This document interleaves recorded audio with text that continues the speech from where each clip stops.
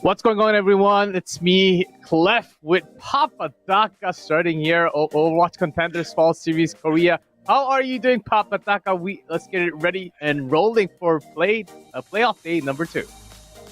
It is so good to be here, of course, with UG Cliff. I mean, it is unfortunate that, yes, Apara could not make it in today. He, unfortunately, is sick. Is not well. So we do wish him a speedy recovery, of course.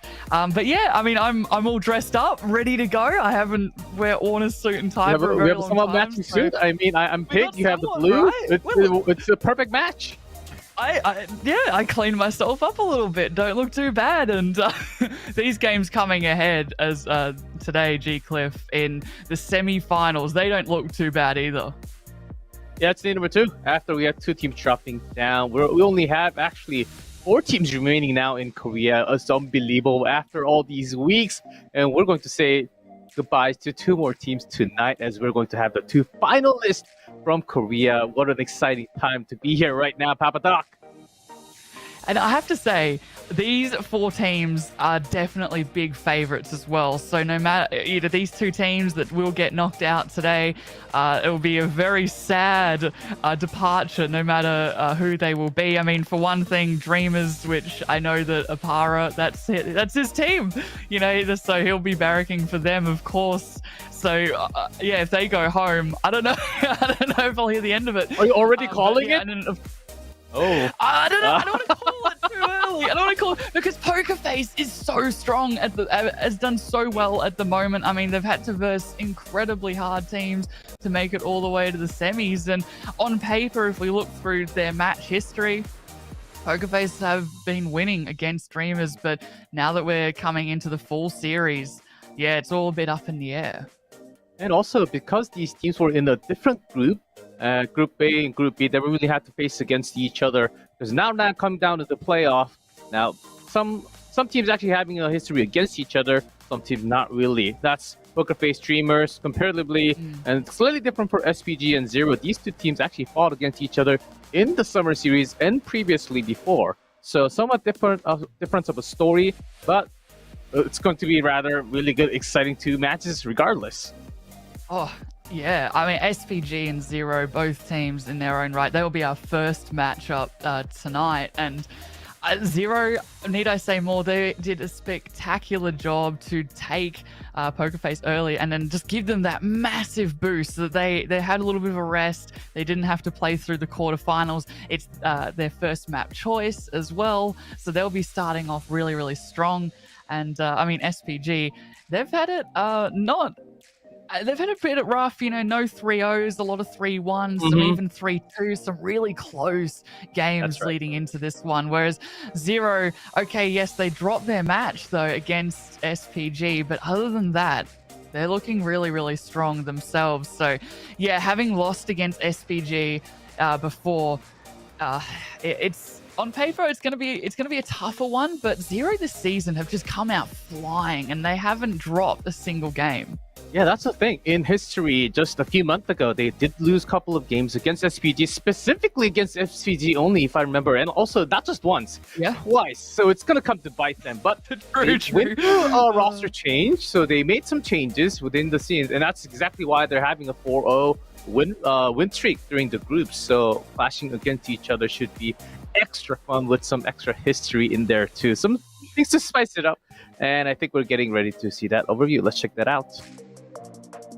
Yes, so of course we went through our group stages to begin with Group A and Group B round robins, and here we are finally into the playoffs where we are sitting right now in the semi-finals. And after the semifinals, which we will take a look at the schedule real soon, we will have two teams saying we have to say goodbyes to two teams, and the two finalists will be going up to the grand finals after tonight. So very exciting times. We are going to be finding out who's finishing third, fourth today, and also the two finalists who's going to be going up against each other in that grand finals.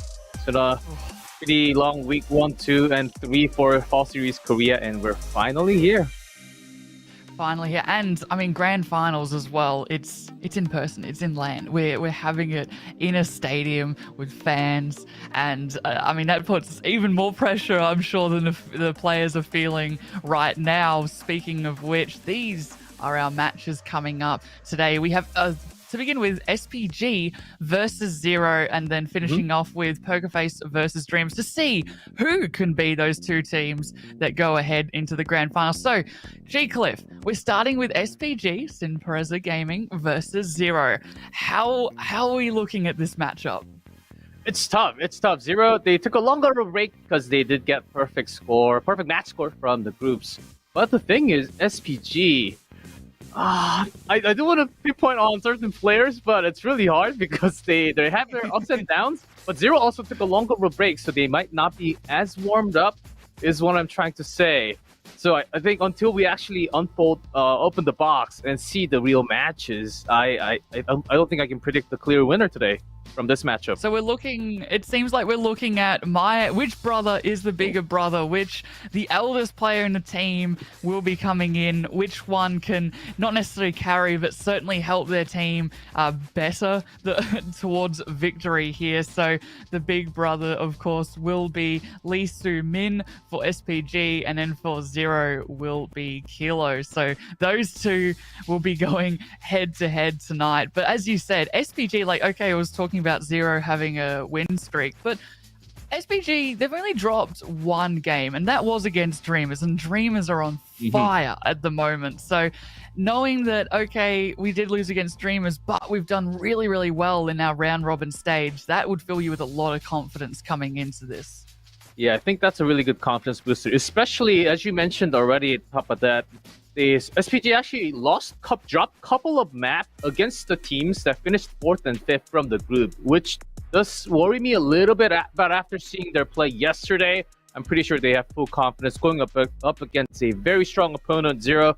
As you can see, the roster, especially, I've seen the roster a couple of times, so I do want to really highlight all those Tracer from yesterday, which was amazing, literally life-saving plays, and also Milgaru's life-saving play, and also somewhat half of a throwing play at the same time. So I think we really have to keep our eyes on this guy, especially when this guy's on the ball. Yeah, we loved casting Milgaru on the ball, whether it was on control or especially Flashpoint as well. However, we have been seeing more and more Sigma come out from every team as this meta has started to finish developing, I would say, because, we are now into the back end. I can't really say start to develop anymore. But yeah, here is Zero, and of course, Kilo, the big brother of this team. And, I mean, we talk about Tracers. There's a Jwoo Tracer in here as well, if Zero decides to put Jwoo on Tracer, or maybe we'll see them on the Genji instead. And then, of course, Attack will be leading as your tank. Yeah, of course, Kilo, the hitscan master, will also be... The DPS fight will be incredibly fun. Also, Attack on the tank has been some fierce moments from Zero. So we'll see. As a first pick, Zero's pick, because they did have better result from the group, they will choose Busan out of all the control maps. What do you think about this, Papa? Yeah, so Busan obviously lends itself to a multitude of compositions. You could run Dive, you can run Brawl, especially on somewhere like Mecha Base, but I would say if Milgaru really wants to lean onto this ball, I think Busan's a pretty good pick to do just that, especially on the really open maps. I have seen even some ball in the more brawly maps, such as, Mecha Base. And then, of course, taking them where the Junker Queen can also be good. Also, you've got Genji for Jwoo, as well as, the BAP, and of course, if you want to run the Lucio as well. But I think this is really good if you do want to mix it up and perhaps go for a bit more of a dive than leaning more into the more pokey maps. Yes, to follow up, I think Zero picked Busan to kind of check out after watching yesterday's matches from SPG. Depending on each map, they want to test the team comp and also what they're exactly feeling for the day. As we get into our very first, I'm very excited, Papa Doc. Let's see if Zero comes on top or SPG. Swapping things around, coming from the lower bracket. Yeah, it is so good. Zero rolling out actually attack onto the Orisa, whereas Milgaru, they are going to go on the Sigma. Come on, SPG. No, of course, it would be Aid on the Bastion going up top, getting a kill. Oh, yes, Aid going up real close. Milgaru really sticking it up with the Sigma. Zero might be a little bit surprised not seeing that ball early on. So might be seeing some team comp changes coming up from Zero soon with that Sombra Tracer as they continue to spray and gets one more all the way pushing into near the spawn, and Zero has to regroup now. I would say Zero was expecting Milgaru to go on the ball. You've got Kilo on the Sombra, and then you got Jaewoo as well to get behind them. But since you are running that Sigma, it's a little bit harder to get into that backline. Jaewoo just having to fall back a little bit as Kilo is trying to get into the backline, but it's these teleporters. Yeah, with the teleport, keeping the distance short enough, and Zero falling all the way back. Arhyun does get caught in the back, so that's going to be one dropping down already. Attack also isolated, and SPG is just sweeping the floor with all the kills alone. Yeah, I mean, Jaewoo did manage to pick up Aid, but it just simply will not be enough. And this entire time, SPG G-Cliff had the point. So already 35%, building up to a couple of ultimates with the Amp Matrix especially that will... Oh, hang on, is Kilo looking for that kill? That would be very cheeky if you could get that one quickly. Jaewoo, though, with the Pulse Bomb looking to get a cheeky pick themselves as Attack, not quite sure where to move their team up, especially now you got to worry about that TP. TP is trying to get one at a time, and they end up going for that backline support again. Okay, the point being flopped to Zero because of the Tracer, but the entire team fight has been lost already. SPG still keeping everything. Okay, there's that Pulse Bomb. Okay, Jaewoo, you do your thing, but your team is already gone. Yeah, in fact, it's honestly, you got all though, but they can just TP back. Okay, SPG, they won't be able to be as aggressive for this next fight, but the EMP will be aggressive. Man, here's the EMP Kilo. Trying to follow up, but where's the follow-up damage? Was that EMP not enough? Here's the Matrix, and still keeping up with the attack. Has to fall all the way back, which is never a good sign when you're playing Orisa. No, as the Flux comes out, does get up Crescent, but they pop Captive Sun G-Cliff. I don't know if this is going to come to much, but as long as they're staying alive, but Attack's the one to fall, now Kilo too, and this is curtains at the moment for them. It looks like it's 677.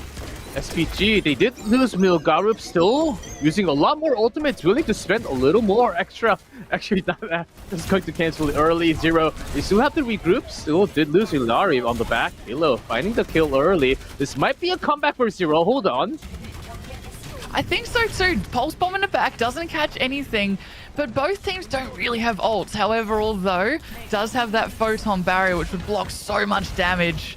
At the moment, though, Zero did manage to get the point in their favor at least. Yeah, still 96% for SPG. There's a barrier right in the middle. Oh! And choosing to go half, but does manage to fall all the way on the back, trying to catch one. So that's 1-1 traded. Actually, slightly going 8. When did he actually transfer into that soldier early on? So Zero still has a tag, which who always seems isolated on his own, by the way, because of all these teleporters happening. 99%. Yeah, it seems like Zero is struggling to find a way onto this point, especially as it is overtime right now. 99% Zero. They need to touch this last second. Oh, everyone just fighting on their own all the way away, and that no one's touching the ground, and SPG will grab the first control on Busan. Zero could not really stand a chance. No, that was rough for Zero. They were trying something new with that Tracer Sombra, something that we saw a couple of times in the full series, but was so prevalent if you just go back one more series to the summer, and especially in the spring when Winston was super popular. And Kilo's EMPs, they got a lot of people, but Attack was never really there to follow up. In fact, Attack was one of the people that died quite often early into that fight because of Aid going onto the Bastion, then onto the Soldier, putting so much pressure on them that Kilo couldn't get the picks that they would want. As we're coming out, this time Aid is on the Widow. Kilo and Jwoo, though, they still want to run this Sombra Tracer, but there's nothing to really shut down Aid on the high ground. Yeah, they're still expecting the ball to come out from Milgaru, but that's not going to be his hero for today so far. That's come on. Let's see, Milgaru. I know he's always got that wrecking ball on the back. So although in the air now with the Widow, which actually kills a lot of angle, a lot of distance away from Zero to actually rotate with that Tracer Sombra. So let's see, taking the ground for sure now. SVG in control, and they will grab the first few percentages as Sombra gets headshotted immediately. Aid, what a shot from distance. I think fine. Yeah, Zero, they're switching it up a little bit. Kilo now onto the Sojin. It's a very good Sojin, Kilo. The big brother needs to come through again. Hasn't been doing great, but Attack, that's a good pick for Zero. SPG might have to fall back here over Jwoo. Did fall, G-Cliff. Oh, losing a Tracer right now seems very risky because they were just about to have their all rolling here. Zero still keeping it handy. Orisa, Attack.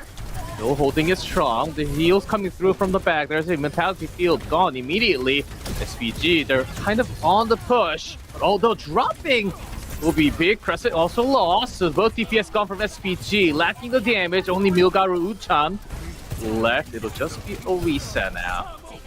I mean, does that Sigma? Might have to change that a little bit now. Maybe Milgaru will switch, but they're close enough to Flux where you can kind of see yourself staying. Wu Chan and Lee Soo Min, of course, they also have their both support ults for this next fight, but really all eyes should be on Zero here on this defense. They have almost every ult bar the overclock from Kilo. So, I mean, Attack, there's the pulse bomb. Doesn't get anything, but does draw out Immortality Field. The field on a pretty good cooldown. The Terra is going to do some damage, but not enough to kill anyone because there's that support with the rally plus the Matrix from Uchan and Lee Soo Min. Really quick to attack to respond against few ultimates. Already dropped, actually 3 out of 5 dropped from Zero. Nice response from SPG, not losing anyone even if that dropped. Yeah, the rally from, you'd see why we're picking the Brig, it's that Brig versus Alari matchup here, and it seems that the Brig been really close to the Sigma, drawing Zero away from Milgaru, because then you've got a Brig in your face to worry about. Milgaru now with the Flux for this next fight, they didn't have to commit so many ults. However, Kilo does have that overclock now for this next fight, and I mean, these soldiers have been so good. Oh, Kilo needs to do a lot more power slides the way it barely keeps his life. No, never mind. Milgaru picks the kill up. Aid leading into headshot. Okay, Crescent managed to kill a little bit from the counter, but both DPS gone. Zero, they can't really do much. SPG responding so quickly every single time. Yeah, they're really quick to adapt, right? Although, gone onto the Tracer, already built up a Pulse Bomb, and A2 with an overclock does get shut down though, G-Cliff. Oh, Kilo keeping it handy.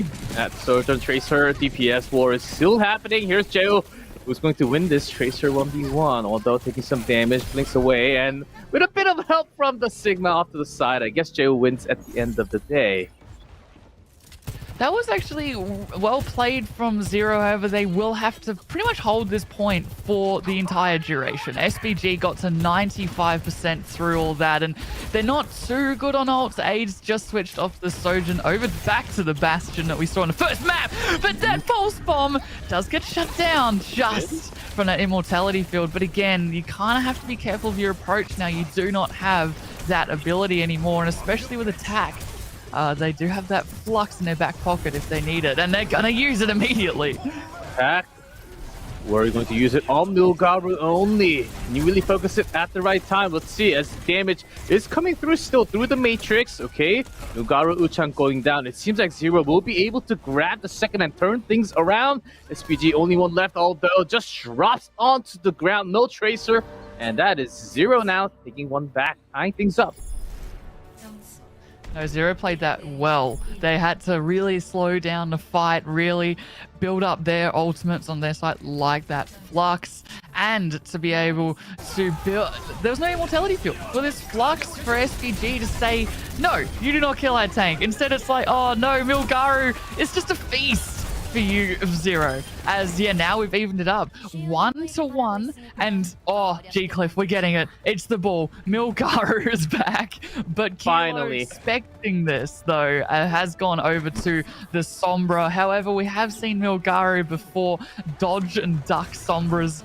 They're gonna have to here, as we are all tied up 1-1 to take Busan. Remember, this is Zero's pick here too, so we're expecting something big here. Yeah, indeed. As Widow off to the side has been spotted. Aid. Let's see. Oh, Milgaru finds an early kill onto Laurie all of a sudden. Okay, that seems like a tank snipe coming down. SPG now with that having a lot more support from the back. Unless Kilo and Jeu make some assassination off to the side, which is certainly not happening. It's a lot of poking at the moment, but all of a sudden SPG came alive and they were able to take out all the DPS. Jwoo, though, getting aid in the back, but it will not be for much here, as Milgaru, despite the Sombra from Kilo, was not shut down at all. As Lee Soo-min has and is on the Kiri, and Wu Chan on the Alari instead of the Brig, because it is a little bit more open. You need to be able to poke and also teleport to Milgaru as well when they're in the back line and in trouble. Attack kind of on his lonesome on the low ground there. Does have to be careful. It does have to be careful, as we have seen Attack being isolated a couple of times when it was not on Sigma on Orisa before.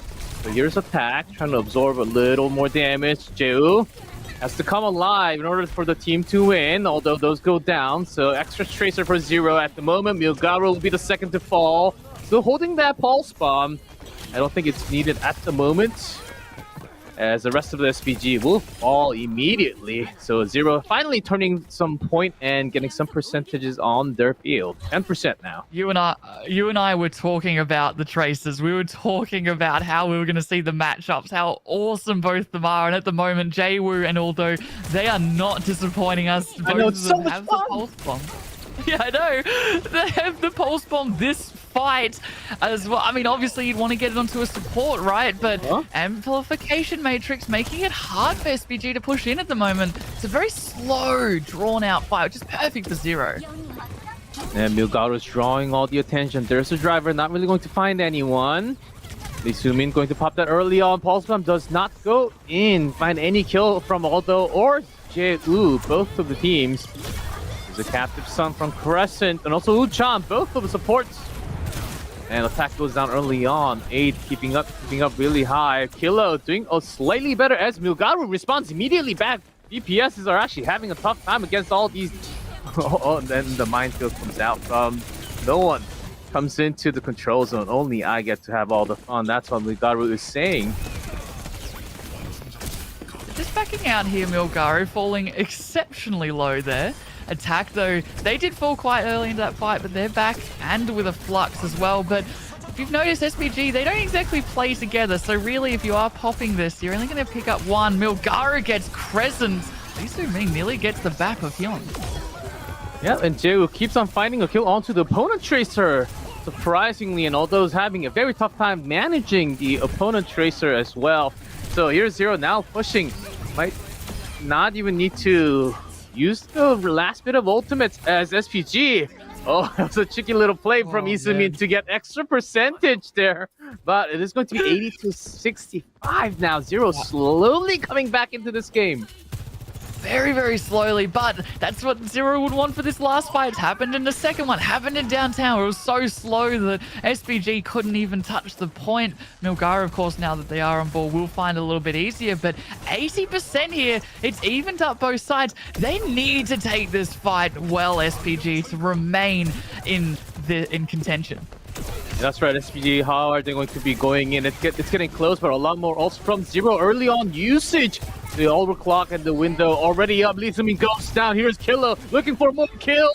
And the Tracer has to recall away. Now with the Captain Sun, finds no target, and Crescent actually takes him down immediately. Oh, SVG is not really finding their time. 99%, we're in the overtime. Zero keeping it up, but not that many members from SVG are left. And that is it. Zero.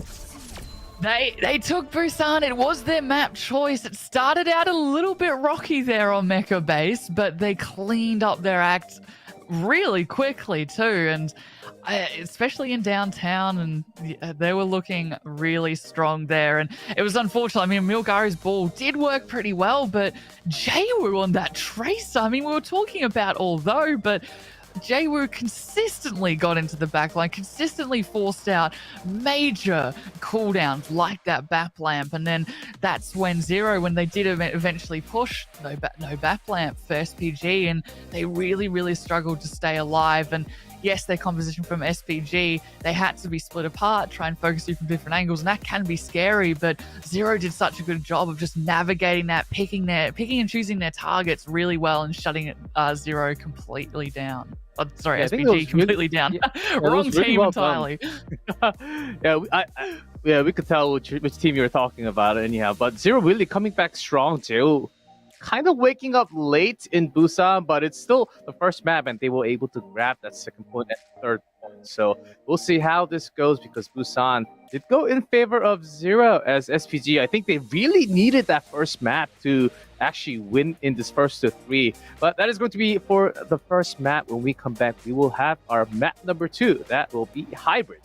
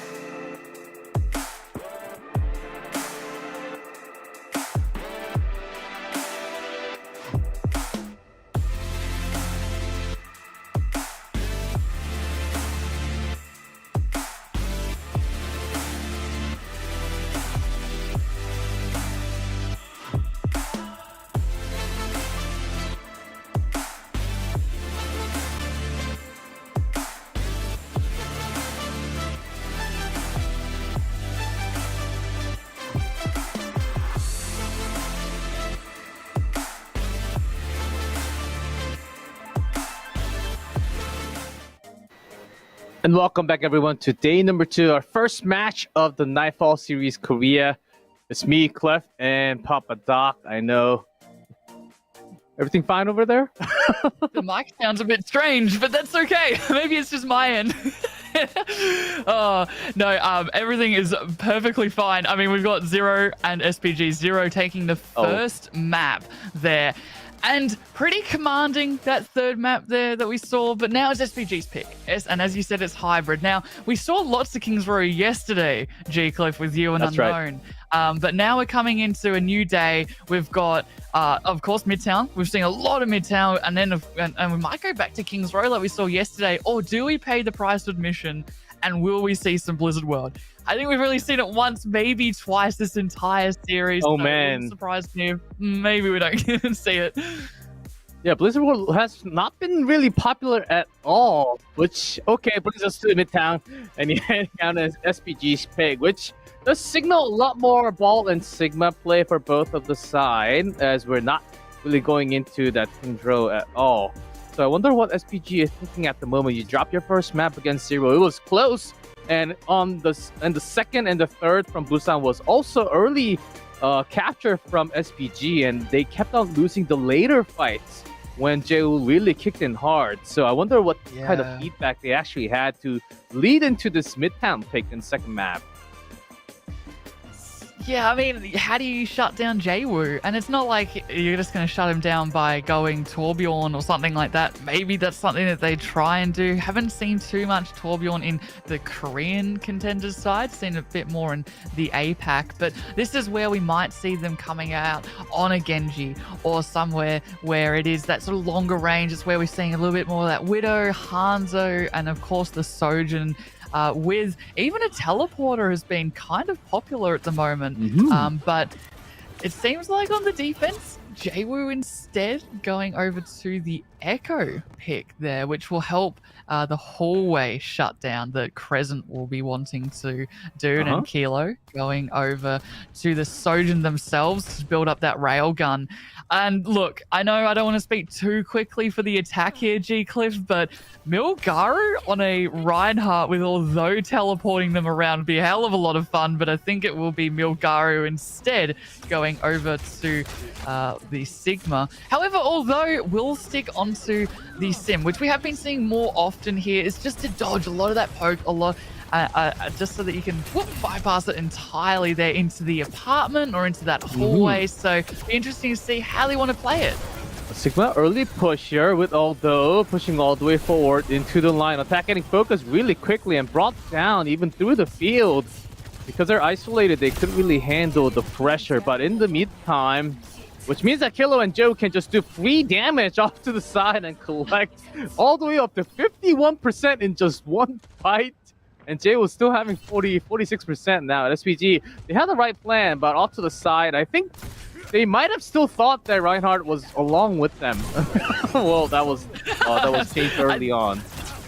I think so too. You could see that they were trying to bait with that teleporter. Did shut down attack quickly, but yeah, it just opens up their backside entirely there. As SPG now, though, they are going to path a little bit differently this time round. So they're not going to take main, not do train side again, because of course attack, they'll be very wise to that, as kind of getting poked out a little bit as ults are getting up close, very close. In fact, and Matrix already for Lee Songmin if they do want to pop it. And the big one though is attack and duplicate.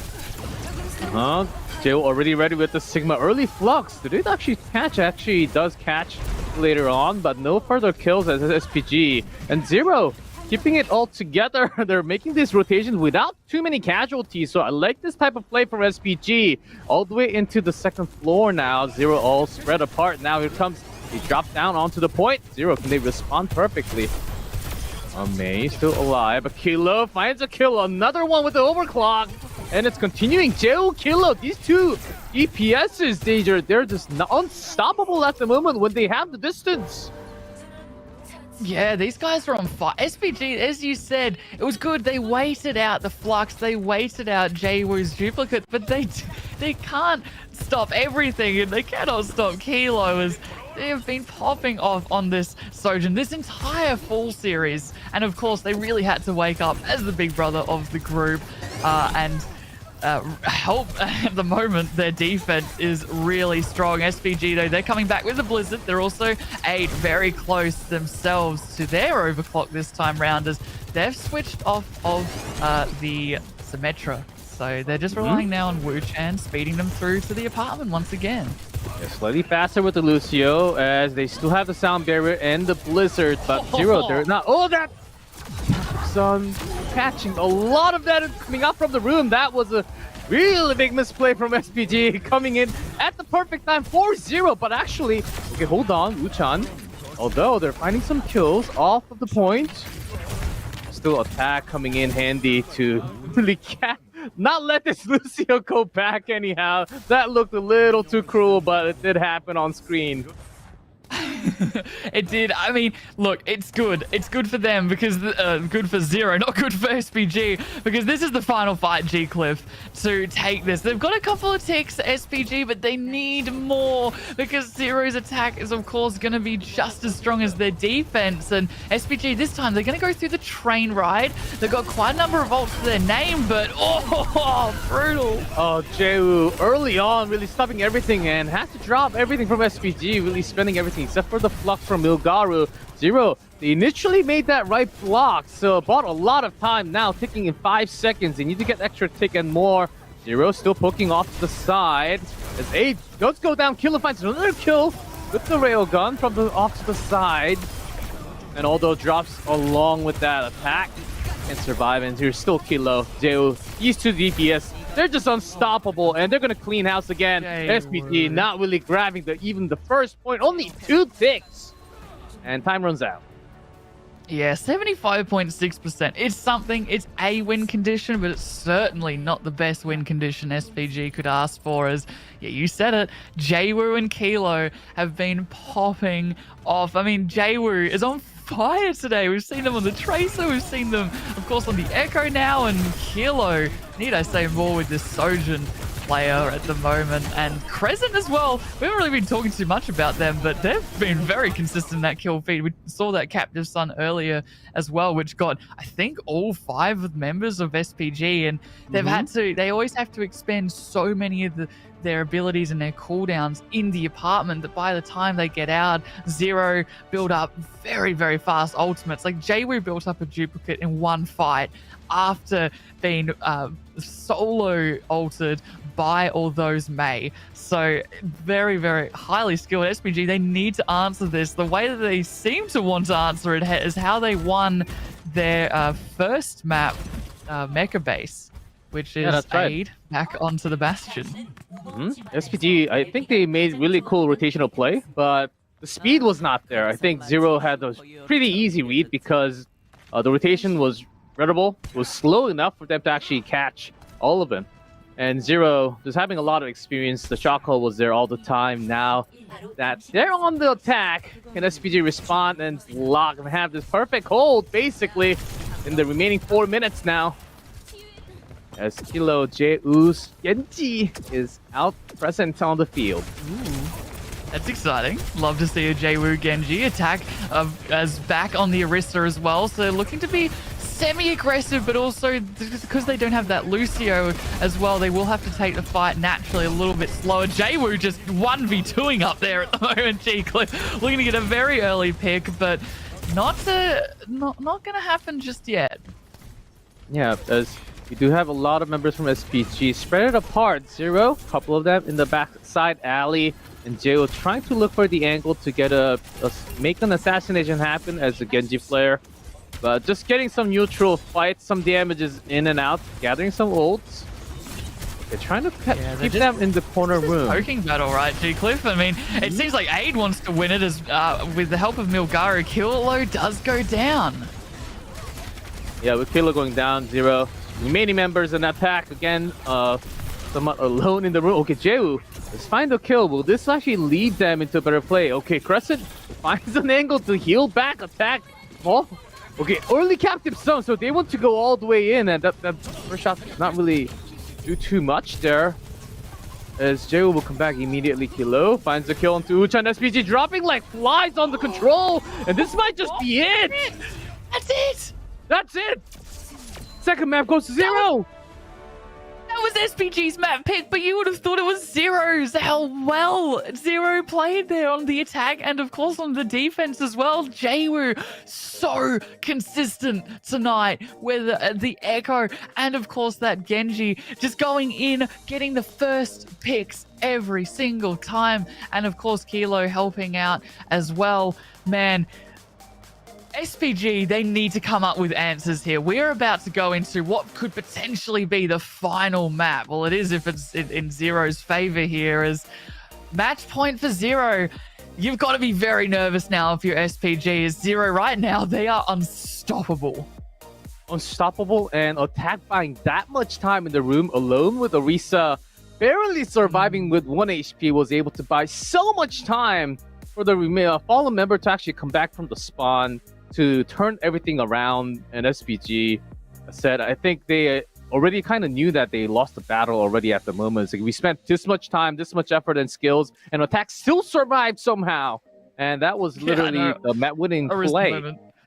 Mm-hmm. Now SPG, I don't know. I don't even know what they can do coming into Flashpoint, because right now Zero seems like they're winning these small wins, which literally snowballs so hard that they are just getting the win off of the map. So that's gonna be the second map, guys. Zero certainly leading big time with a 2-0, and all they need is one more. Can SPG come back in the playoff series? If you don't, you are going to be knocked out. When we come back, we'll have that map number 3, Flashpoint.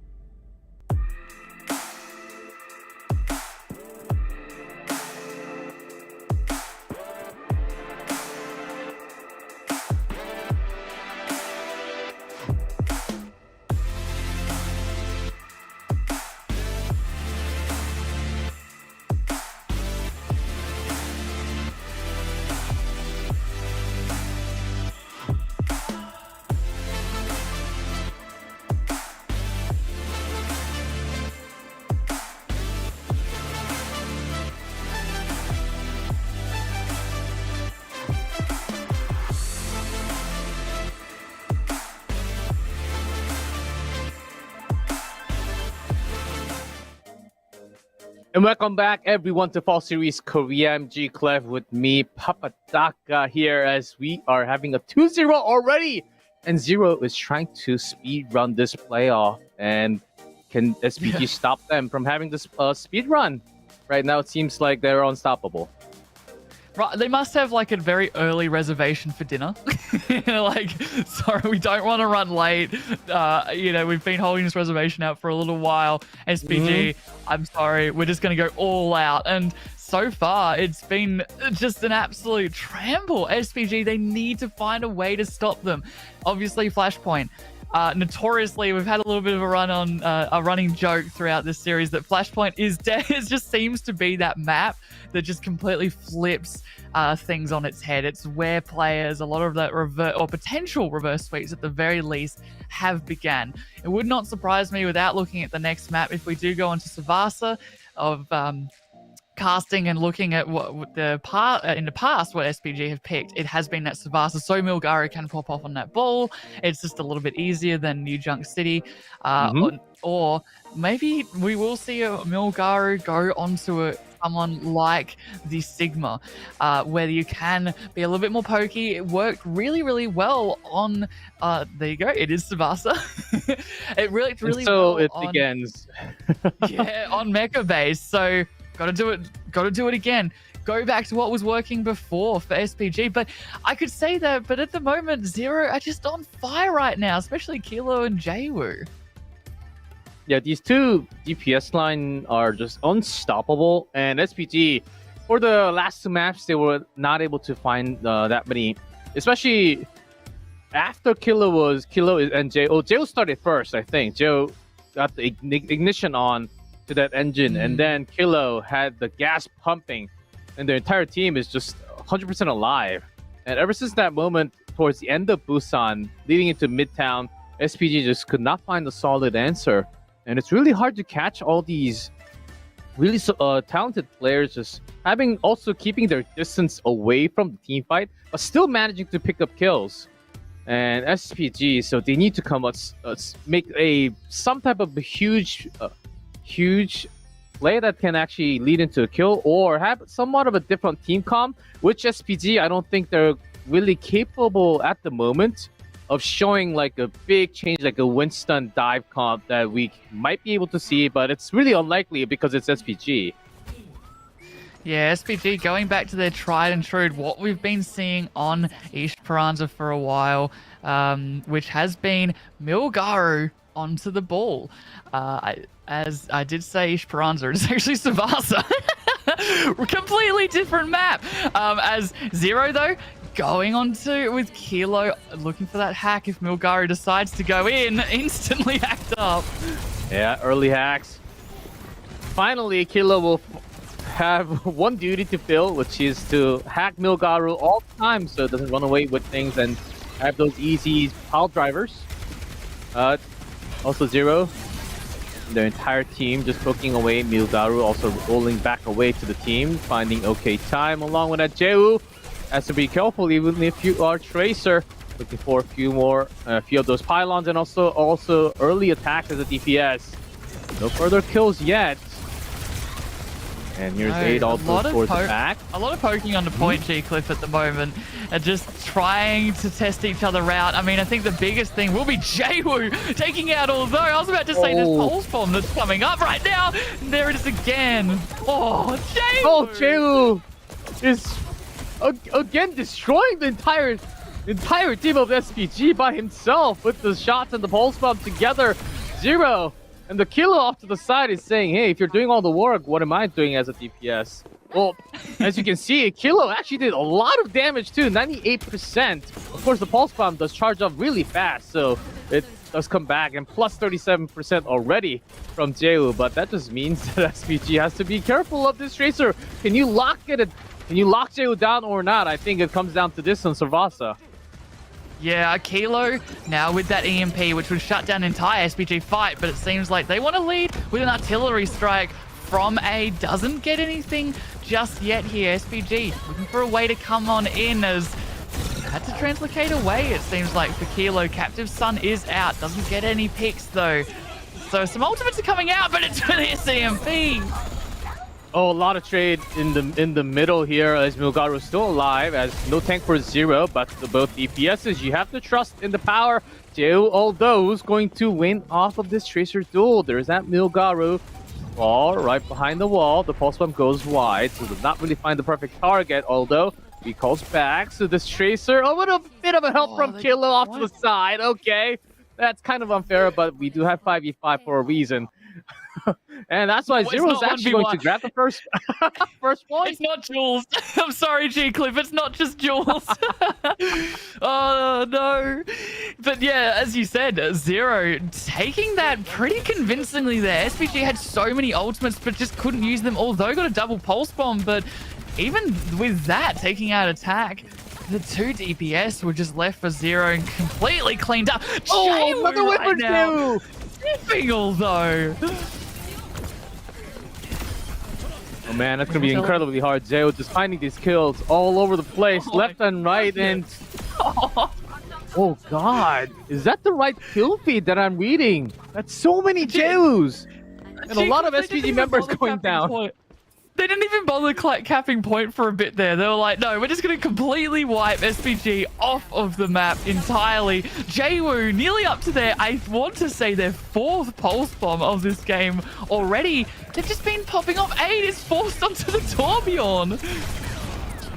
Oh man, at this rate, I think we need to have some other lockdowns like a Cassidy or something, but SPG trying to run away with things. They do have Torbjorn, so Jaewoo locked in with another pulse bomb, looking for the target. Look, finally goes down with a headshot from ADE.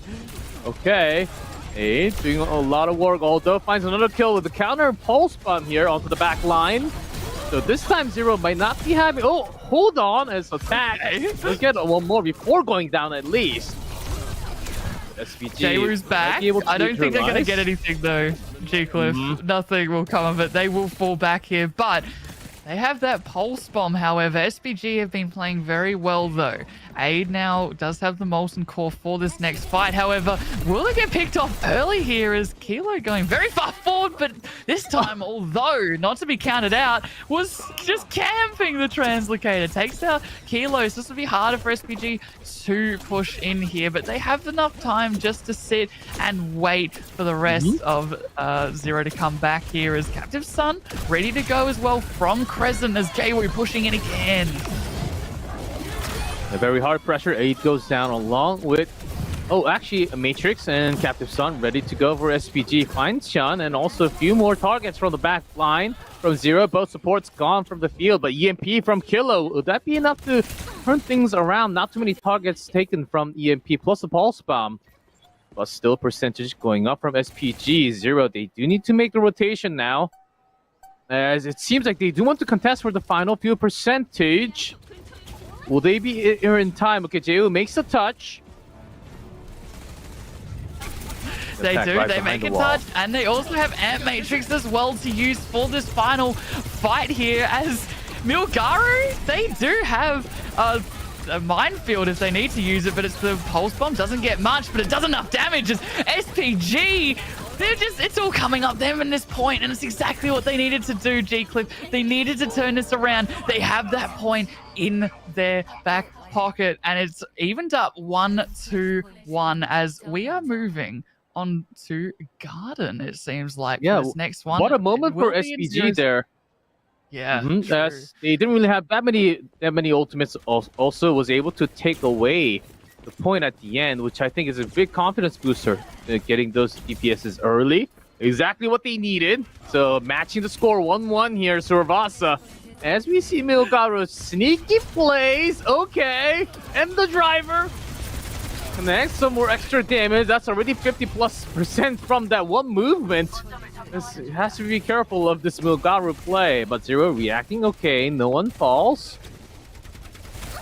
No one falling just yet here, as although starting to wake up a little bit with the help of Aid's Torbjorn. That turret is alive, but not anymore as Aid is Kilo is popping off with that overclock. Aid falling low, no overclock, just a beautiful headshot, forcing SPG away from the point as Zero, they did get first cap there, but SPG coming back with a captive Sun. As you said, the minefield's nearly online for Milgaru, and Lee Sun Min, Soon Min, is coming back with the Amp Matrix too. So Zero, it's gonna be tough to try and stop this next attack.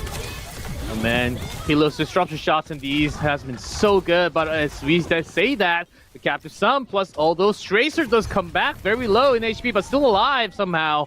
12 HP, but the remaining members will be picked off from the others as attack. They'll strike back with the Terra and the Javelin, okay? But he's still alive! Attack on a 3k then! He does get taken down, the G-Cliff, but not after getting it easily, what, 30% to Zero's name for that objective there? And SPG, that was a struggle to take down Orisa as they have used Amp Matrix. They're not giving up this fight. Milgaru forced to use Minefield on the point there, but Keeler can just shoot them away. Early mine, and with the Tracer. But with the Matrix, SPG might be able to hold with the sustain, as we'll see. Zero still pushing the point. There's attack. Now Lee's being forced all the way in the back. And to attack. These two are finding kills whatsoever. It doesn't matter what SPG is holding. They can just make the push. SPG, they will not be able to recontest this, at least not well. It will all come down to the SPG now. They cannot lose an objective. They need to bring this back to stay in this series. Aid is back on a Sojourn, does have Overclock, although as well the Tracer, who is starting to warm up, starting to come alive here, but gotta watch out. Jaewoo and Kilo, of course, they have their ultimates too, as it's pretty evened up in terms of positioning for this next objective, as Jaewoo just scaring Milgaru away from the point there. As this is it. 0, 2-1. 2-1, and on the match score, on to the grand finals of Korea here, with just one more point on to Servasa. SPG having that early overclock, okay? And Aid responding with Aid's overclock onto the side. No distant kills yet with those two ultimates used. And still, pulse bomb's ready to go. That's a stick, and Uchang goes down early. That was a very early pick, and of course that's very little healing now. I mean, you still got the bat, but Lee Soon Min has to fall back as they're low themselves. And in terms of that big brother stuff that we were talking about earlier, Lee Soon Min, they need to step up a little bit here. They need to keep SPG alive in this, not just physically, but also just in this match. As Kilo is doing a fantastic job. Oh man, Papa, it's getting real close. SPG, they need to touch. They need to get those percentages, but they just cannot get close. They have to win this one. There's a captain from Uchan, and the field early uses pokes from zero is just so immense. The damage output is not the same. Okay, early dead on Hyun, but they catch extra. Kilo responding back off screen. So many kills happening. This might be it. SPG, member's dead. Has to go over to Sombra. Can they make the touch? 2%. That's it. 1. No one's on the pole. 0 wins in this playoff day number 2, and they will be our first finalist for day 3. My goodness, Zero, congratulations there. That was a dominant performance. Whoever is versing you in the finals ought to be quaking in their boots after that show of dominance, that show of skill. I mean, there's no one player really, of course. I mean, there's a player of the match is coming up, but everyone on Zero absolutely popped off, whether it was from attack. Their Orisa was just second to none. You had Crescent as well with some fantastic captive Suns, and then, of course, the DPS, who just Jaewoo wickedly good on the Tracer Echo, and then oh man, you had Kilo as well with that Sojourn bringing it all up, and there's the answer which big brother wins. Will be Kilo. Yeah, will be Kilo. As just full of talent. This entire team had full of support, just keeping DPS alive, and also attack, drawing a lot of attention, keeping it calm and ready, especially as Orisa. I was really impressed by attacks Orisa play today. Of course, the 2 DPS, I don't think we need to say more about them because they've shown too much on the screen. We've said a lot too much on the kill feed already. And it's kind of crazy how Zero was able to win against SPZ with a 3-0 score. I was at least expecting one more game or so. Here is the player of the match. It is Kilo. The godlike play on, especially on that Sojourn, that railgun play. Yeah. Disruptor shots from distance, the overclock. Great Overwatch play here. And Yeah, we'll have that as a highlight. Yeah, just consistently, right? Kilo was able to win fights with their overclock there and open it up for Jaewoo. Like, yes, you saw a lot of Jaewoo on the field, but it wouldn't be without the rail guns. The amount of damage that came out from this Sojourn of Kilo is, man, G-Cliff, the grand finals is gonna look so easy if they play like this. I mean, Zero, man, oh man, SPG could not shut down Kilo and of course even Jaewoo as well. As man, they looked incredibly strong. As you said, of course, we would have loved to have seen a little bit more from SPG. I mean, we were talking about it before. The only match that they have lost, SPG, was against Dreamers, and they've done pretty well. Yes, it was 3-2s, but at least they've come out with wins, and then all of a sudden, I don't know what happened here for SPG. They just did not turn up tonight. As, yeah, Zero, their reservation that they clearly must have booked for, what's the time for me? It's 8 p.m., so 8 p.m. like, no, we're out. We're gone. We've got to get that spaghetti or get the bread, I suppose, in gamer terminology. Goodness gracious. Anyway, yeah, congratulations to Zero. Yeah, congratulations to Zero. They will be coming offline then for the final day, and let's see if they can handle the pressure and whoever the opponent is going to be. Because coming up next, we will have that match, Poker Face versus Dreamers. Another very exciting match coming up. I don't actually know who's going to come up on top because these two also have some history. And we've seen Poker Face yesterday. They look indestructible, but we're talking unicorns here, and they can make dreams happen. Yeah, will Dreamers be the nightmare for Poker Face, or will Poker Face have a royal flush in their hands ready to lay it down? This match will be extremely close. Whether you look at previous scenes or whether you look at this series, both teams are looking so strong. So we'll see them go head to head right after this break. Yeah,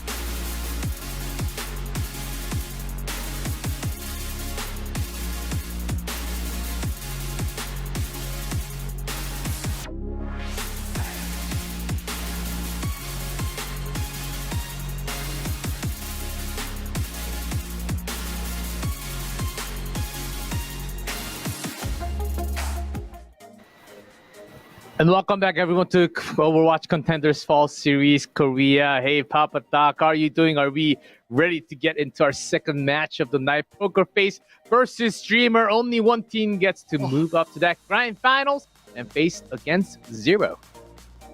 So, yes. Oh, of course I'm ready. First off, but Dreamers, they've had a better round, of course, because the rounds literally just got straight on through. It's their map choice coming into this one. But overall, if we have a look, especially this year, whenever Poker Face and Dreamers have gone head-to-head, which they have 4 times in the past, 3-1 for Poker Face. So they have come out stronger most of the time. However, this Dreamers roster has looked incredible so far. And I mean, it's going to look pretty unstoppable to begin with, but Poker Face as well, definitely not ones to be counted out. But don't forget, Poker Face, they had that massive upset to Zero. So seeing how strong Zero was now kind of puts a question mark now for Poker Face. Can they bring it all back? Yeah, it's because they were not in the exact same group fighting against each other until this moment. I was actually waiting for this matchup to happen in the future because Poker Face, all black and white, no dreams whatsoever. Dreamers, unicorns, bright colors, and they're just going up against each other. And here we have we been here before? And they do have some history. History 1-3 the deficit. And will that happen again? We'll see, as this is the match review, as the lineups from both and the experience that they have from the league pros. I mean, the roster for Poker Face and also Dreamers. It seems like whoever's playing better on the day might actually grab it and go to the grand finals. It's absolutely stacked. Poker Face with Peppy, who's been so incredible, especially these past couple of days. And Valentine and Proud. I mean, we've been talking about some wickedly good DPS in our last match there with Kilo and Jwoo, but Proud and Valentine need no introduction either, especially after yesterday, how well they did there. And Lego and Simple too, not to be counted out in this roster at all, of course, as their support is key to keeping everybody alive and also laying down damage themselves. But yeah, I mean, if anyone can upset Dreamers' perfect run through the full series, it should be Poker Face. Yes, Poker Face, their experience through the league. Oh man, there's a whole lot of big stage experiences on them built in, and especially Valentine's Symmetra yesterday had some incredible turret placements, first of all, and also Peppy's Sigma plays absolutely incredible. And Lego, those Lucio boops were some quite interesting, leading into a lot of kills. You barely get to see one of those moments during a match. So that's a roster for Poker Face. As we talked about Dreamers.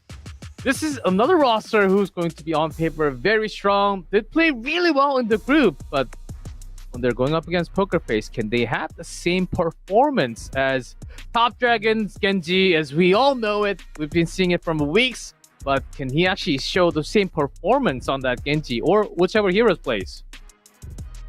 Yeah, you said it best. Top Dragon, absolutely incredible Genji there, and then Sad as well.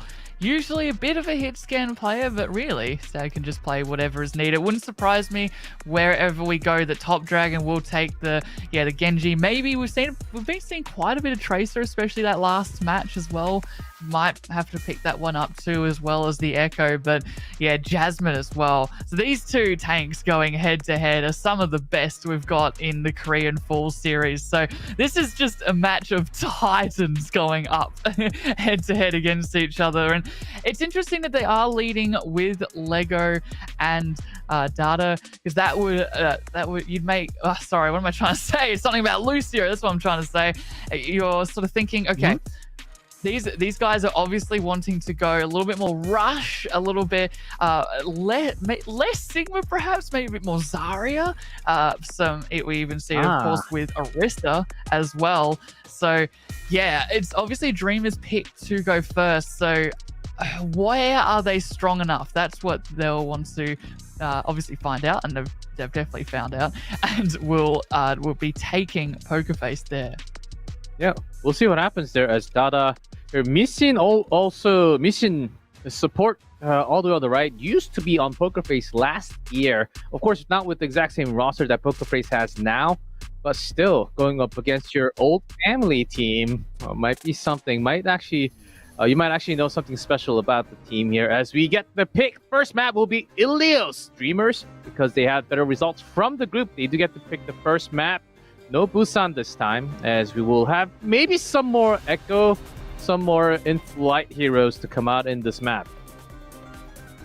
Yeah, you'd have to expect the Echo, which we've been seeing a lot on, especially maps like Lighthouse, even a bit on Well as well. Whereas, yeah, on Ruins, you can see some Widows have come out, but that's where Sojins usually come out to play, and based on what we've been seeing in the past with how good these Sojins have been, it's going to be a very intense head-to-head. Maybe Top Dragon even goes on the Tracer, mixes it up a little bit. We've been seeing a little bit more Tracer as this Korean season, Korean Contenders, has been developing. As, yeah, Ilios, it is Dreamer's pick. So whatever they decided to do, they have put Lego, like I was trying to say before, on the Lucio. So might be something like the Orisa rush down with the help of Top Dragon on the Echo. As we will see as we get completely in.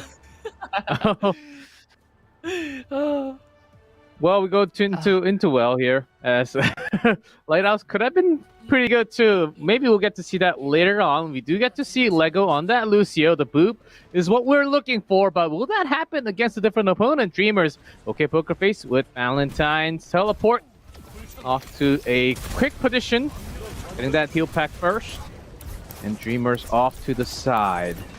And here's Top Dragon on that Echo. No Genji yet, as we were expecting some more Echoes to be played. We were, as it seems like the rotation for Pokerface is to go indoors, whereas Dreamers, they're a little bit out, so they're really relying on Jasmine to eat as much damage as possible there. That's so much Data forced to use Immortality Field quite early there, as Pokerface look to take this point at the moment, but Dreamers already have it in their favor, as Top Dragon gets to pick the Lego.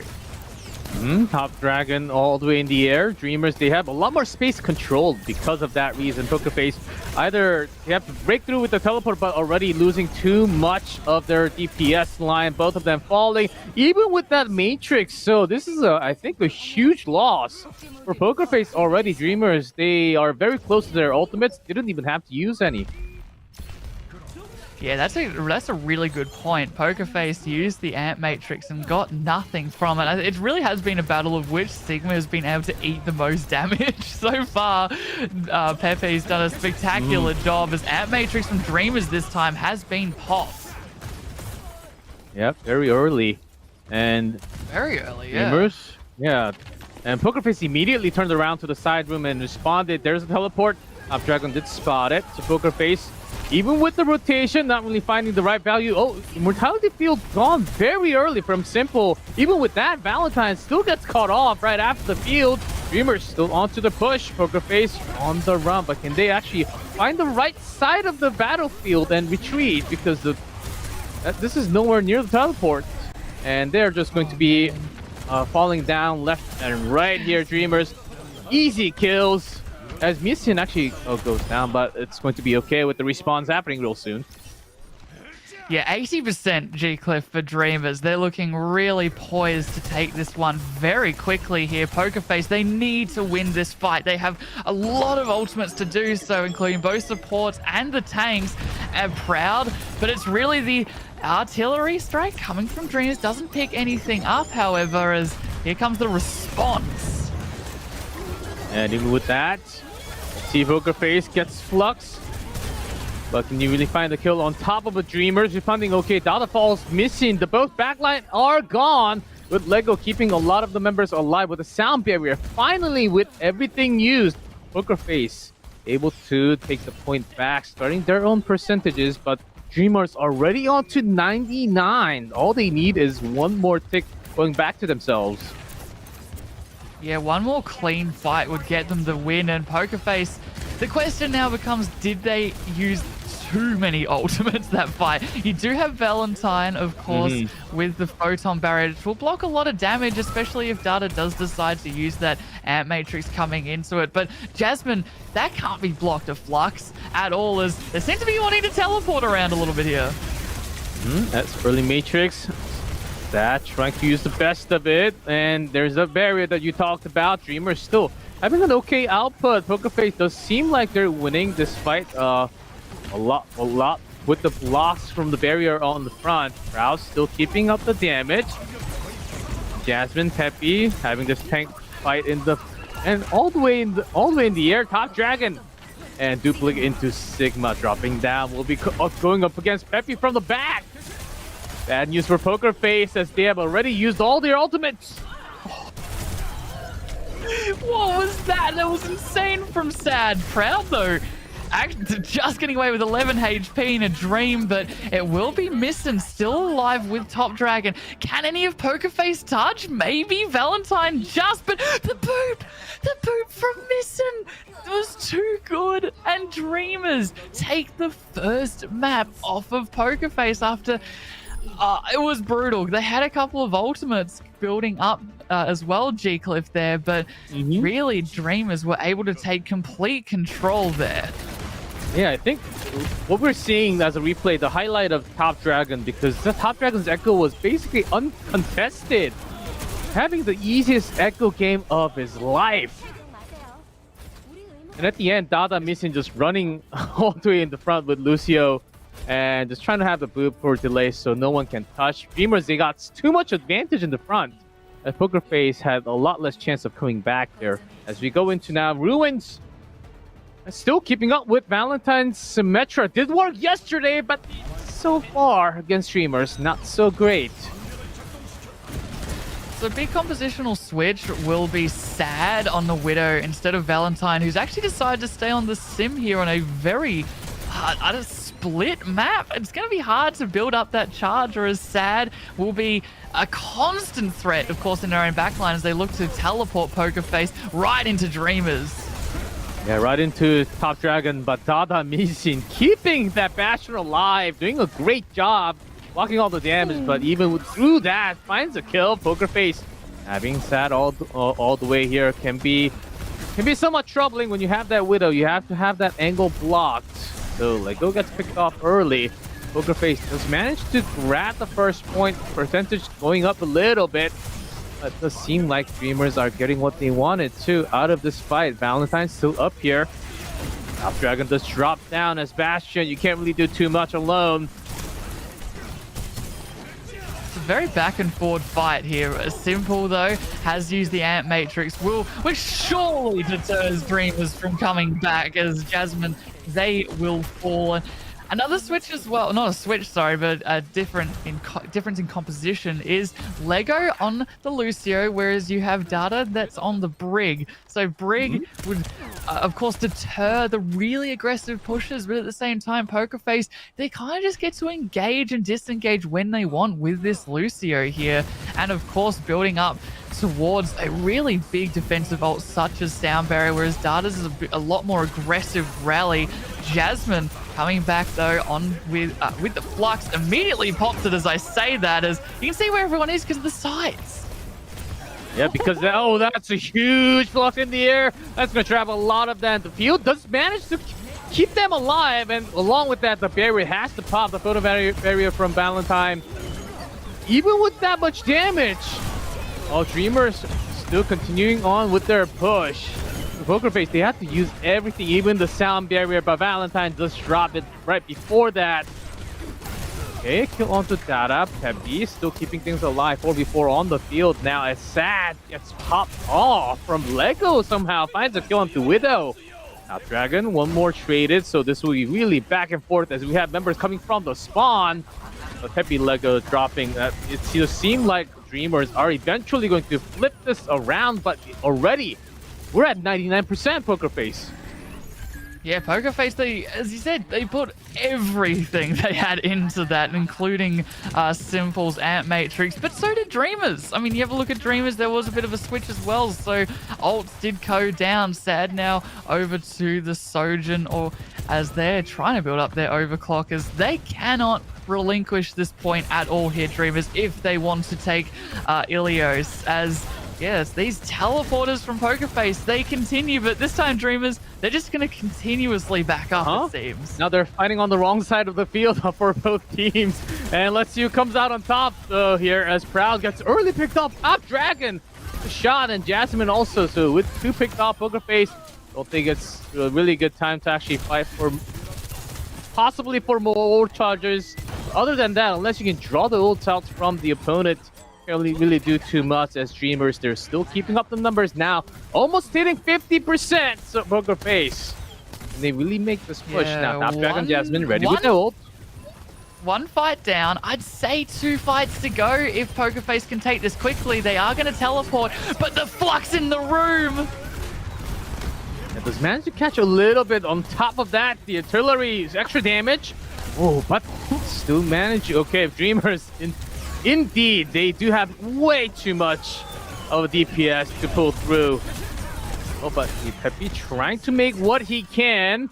And Proud, Peppy, Simple, turning things around with that many men dead. Yeah. That's it. Poker Face might take this map, I think. I don't think Dreamers can even touch. I mean, Sad has the overclock, but won't even be able to use it as Poker Face. They won that fight, 2 members down. Dreamers, they needed to get more picks off those 2 ults that they used. The flux in the room didn't come up with anything. Then they artillery striked to try and get a combo going, but Lego beautifully sped boost them away and couldn't get anything because of it. So Peppy just comes in with so many kills again and again, as we are going to move into Lighthouse here, G-Cliff, for our final Ilios match. And it's been so close the whole way. No one has any idea where this will go. Obviously, Dreamers, this is their map pick, so they'll have to have some sort of a plan on Lighthouse. It seems like their plan is to go on Diva. Have not seen Diva, which is very risky when you know that Valentine loves to play that beam hero, which is Sim. You cannot eat beams at the so you're really relying on them getting picked off. Someone like Sad, someone like Top Dragon early here. This is a divey comp from Dreams. Have not seen this in a while. Let's see, even having that Ana on the back, Sad, Tracer. So certainly they do have mobility. A true counter against this teleport, and Peppy does get found out. He did not get into that teleport early on. Top Dragon ready with the shot from the air. And the remaining, that's a beautiful anti-nade on Proud and Valentine. And Dreamers will get the first cap with those early picks. Yeah, I love seeing some dive after, especially a lot of poke this series. So seeing some Diva come out now, a Doomfist from Jasmine. I suppose they do have to get back as quickly as they possibly can, as Poker Face, they're already on point. Yeah. Really quick with the teleport, but still, there are some good contests. There's a pulse bomb connecting onto Simple. What a shot from Sad here. This Top Dragon keeps on pushing, and now Jasmine with the Doomfist. Okay, teleport. What a sleep start there from Meeson. Still goes down from Peppy, but incredible play regardless. Poker Face, now they're all stuck in this small corner of the room and taken down. Dreamers. Wow, the plays, how quickly they can actually react to those teleports. It's incredible. The whole time, though, Pokerface actually had point control. So that was a nice 23% to their name at least. You'll take that one, as this is where a lot of ultimates will start to come online. Of course, the Amp Matrix from Simple is up, but Mr. not too far away from their Nano as well. This Nano will probably go into someone like Jasmine, maybe even Sad, or Top Dragon's dupe, which I think they're looking to do, but they've already TP'd. We TP'd on top. High ground control. Pokerface. Ooh. Great whip from Dada here as Nano top. And Top Dragon has a lot of power with the Bastion. Pokerface, they're in the room, but you're getting poked out with so much output. Basically with all the ultimate except for that pulse. Here's the artillery now from Duplicate. And Pokerface, what can they do? They can teleport, but it's being read every time from Dreamers. They really come back. They only have 23% now. Yeah, these fights have been so long. I dare say this is Pokerface's final attempt to be able to take it. Valentine's Photon Barriers have been really big and crucial in turning fights around. However, this pulse bomb might be even bigger. It will tell you all the way on the back! Yeah. Okay. He'll does keep him alive. Simple has been doing an okay job, but now that's on the cooldown. Oh, find Jasmine. 4-5. Dreamers. They don't... Be careful here. Pokerface might actually come immediately. Going to teleport. They're on the point now. Top Dragon keeping the pokes on. They're fine with giving some percentage to Pokerface because Streamer's already having that 85. Proud hiding himself right next to the wall. Teleport gone. Diving onto field those members. Yes. They also still not really finding too many kills. Yes, Papa. I'm just going to say they also have so many ultimates as well. Pokerface at the moment.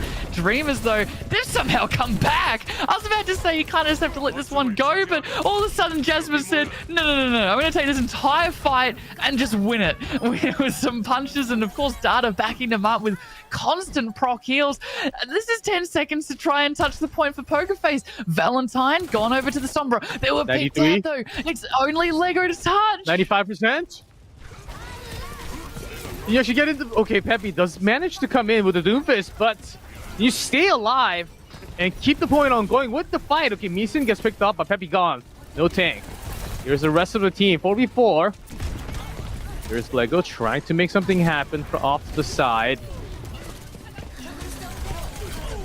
Now, it was the sound barrier. Oh, sound barrier a little too late. Proud gets picked off right before that. Top Dragon makes a kill early. 3v4. And Top Dragon continues with the kill, and Pokerface, they do not have their DPS anymore. Can they win the fight here? All they can do is look for the sustain, but even the supports are gone. It's just Peppy, and that's going to be the last one picked off. Dreamers grabbing the first map, Ilios. Oh, man. That was amazing from Dreamers there to take the first match in our series. As yeah, Pokerface, they were playing very, very well, but I loved Dreamers switching it up quite a lot, actually, to comps that we haven't seen in a little while, especially on Dive. It just works so well on a map such as Lighthouse, whether you do have both sides, the high ground, and you saw some absolutely incredible plays from Jasmine as well. They're completely, and I mean this, just turned the fight around into a Dreamers win, and that was absolutely spectacular, surviving all the ults as well that Pokerface threw at them towards the end there. It's almost deja vu from exactly what Pokerface did to Dreamers in Ruins, where they did survive a lot of Dreamers, and they have really, really cleaned up Dreamers. Par and I, we were talking about how it's consistently Dreamers would just leave points and then go and try and find kills, but even if they do that, they've always come up positive. So now Pokerface, though, they're definitely not to be counted out here, as we will go into a short break and it'll be hybrid for our next match, as Pokerface, it's their pick.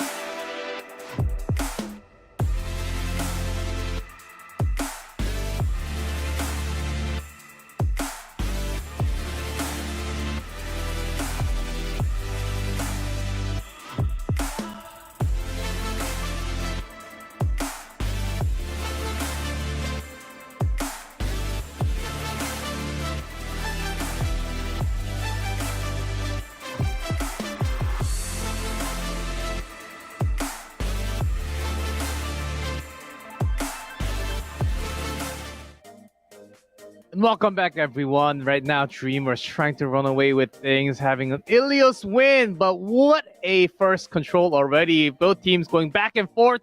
The teleport towards the end, though, it didn't really quite seem like it was working anymore. Will that be upcoming trouble for Poker Face? Well, leading into this next map, it is, of course, Poker Face's map choice here.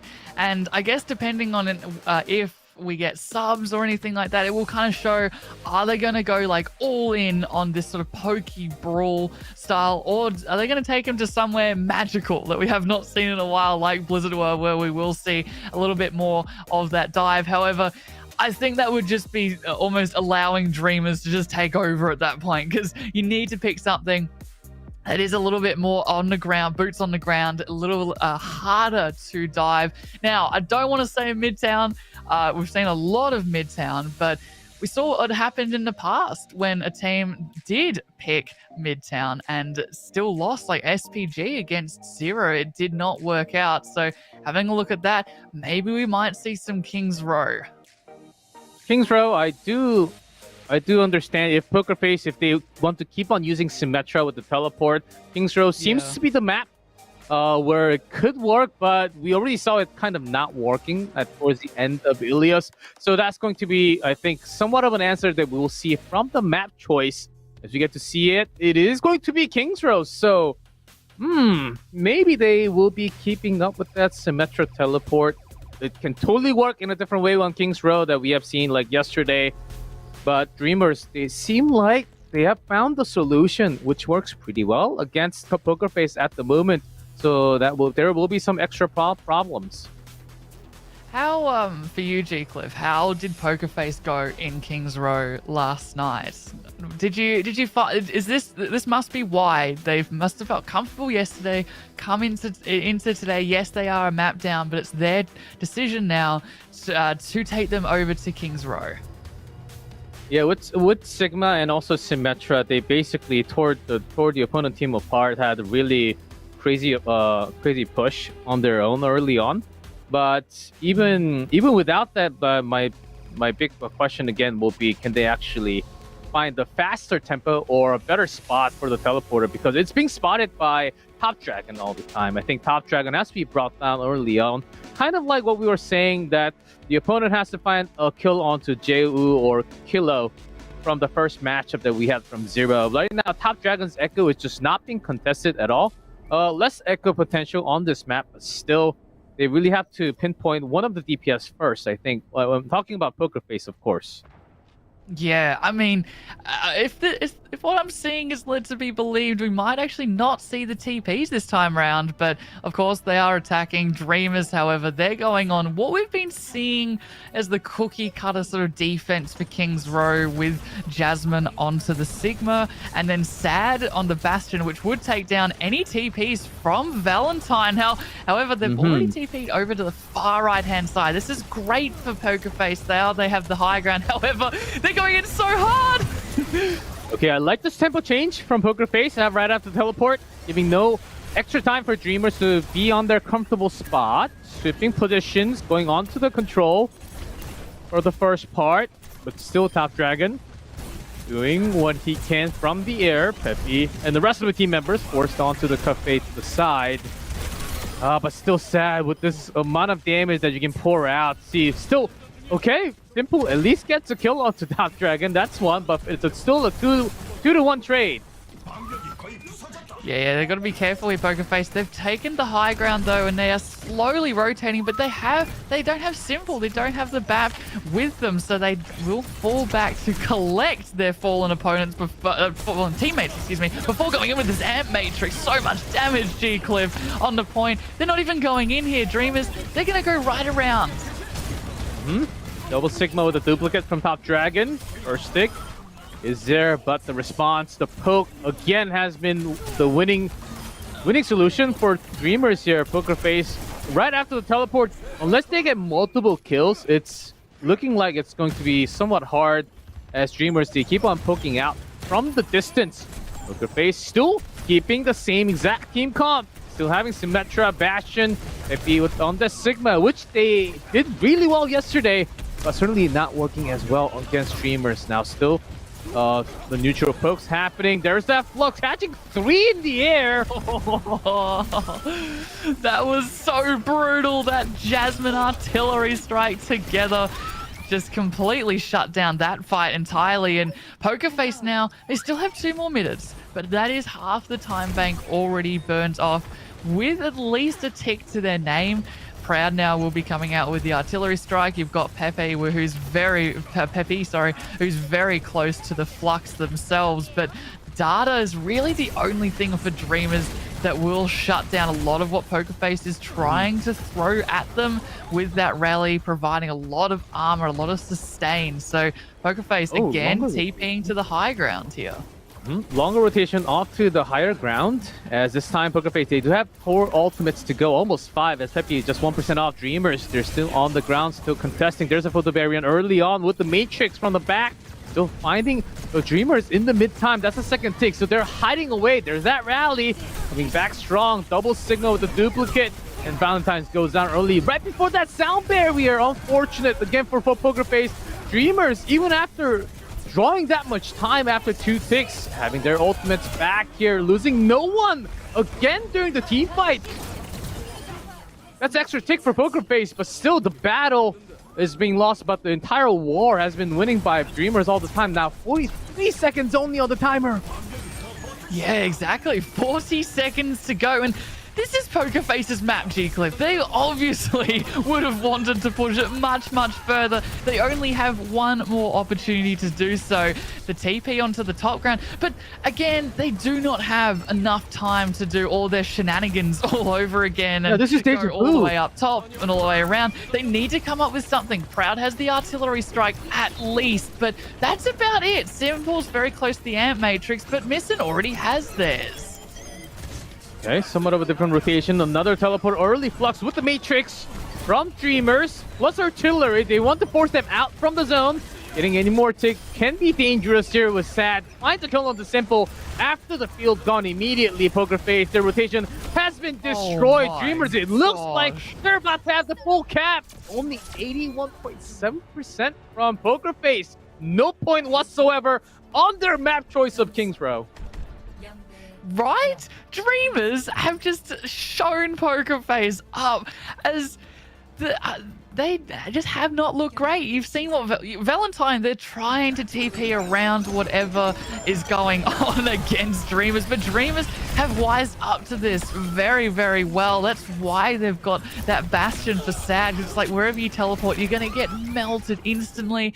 And of course, every rotation that Pokerface did was, would you say, like 30, 40 seconds before a fight actually began? So it's not like you can have quick fights that might take Dreamers by surprise or anything like that. Dreamers, they could read exactly where Pokerface was trying to go. I mean, yes, you got the teleporter, but at the end of the day, it wasn't tricky enough. And now Pokerface, they need to defend this point. At least they have enough of a capture to possibly lose a fight temperamenally and then temporarily, and then come back in. But they do not have much wiggle room to stop this series going 2-0 at the moment, as they're going to do the cookie cutter this time round, except for Valentine, who is staying onto the sim for defense instead. So maybe some tricky shenanigans on the defense instead of on the attack. But as you were saying, Top Dragon is just reading them so well, same as Sad too. So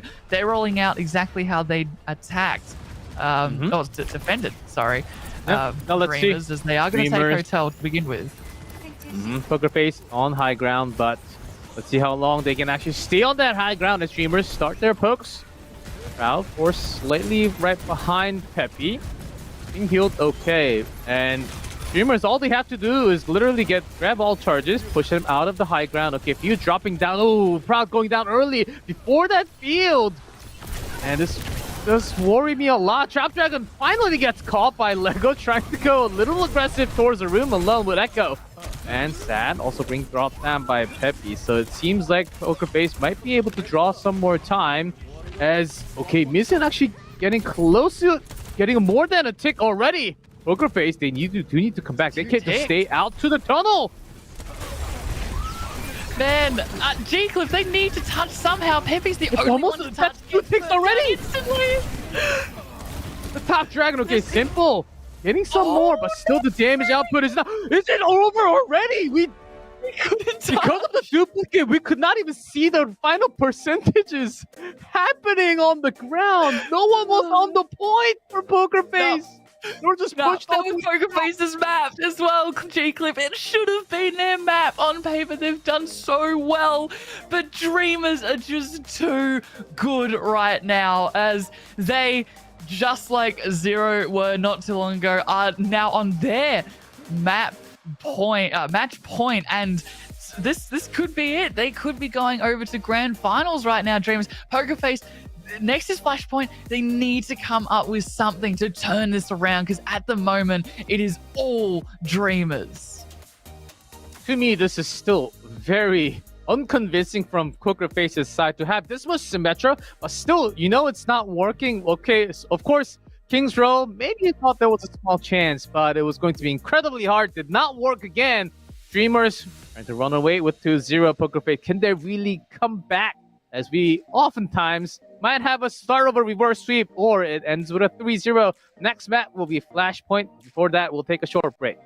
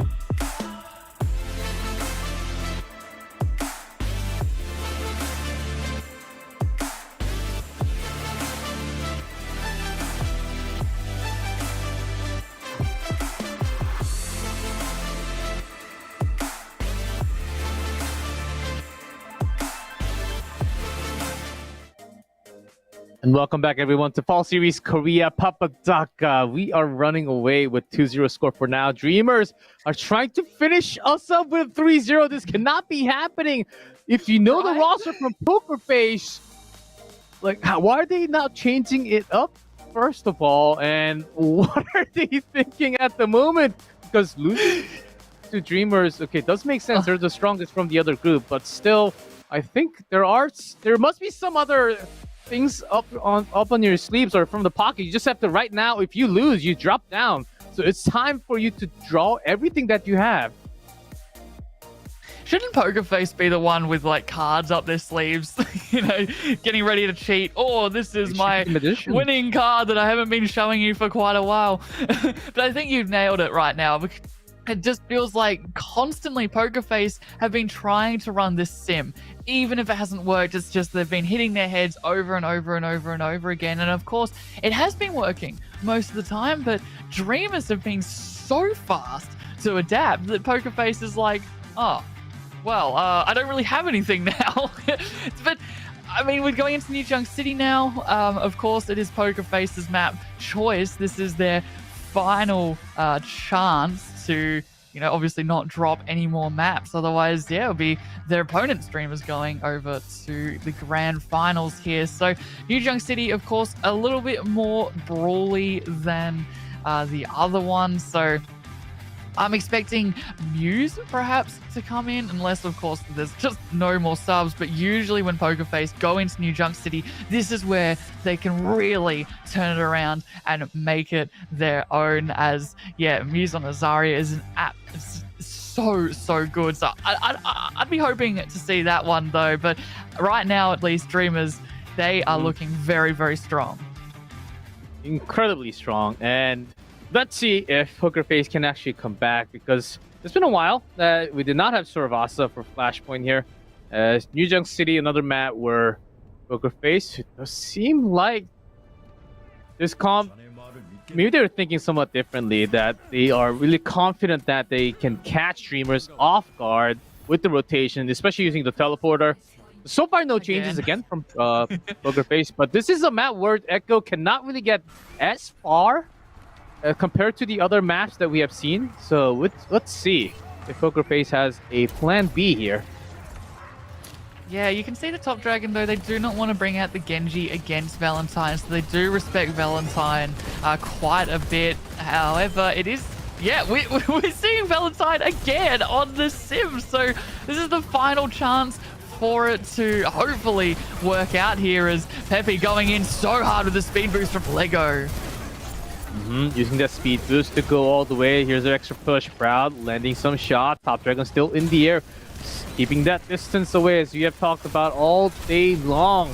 Poker Face, though, they're staying together because they have the rotation, and seems like the pressure is their Dreamers. They're actually losing a lot of their health bars. No one really dropping on the ground. As I say that, Jasmine Dada will be dropping as soon as the Matrix is actually there from Meeson. Slightly too late to keep his members alive, as this rotation, I think they went around this part at least 2 entire rotations in circle. Merry-go-round play. You got to get your exercise in, right?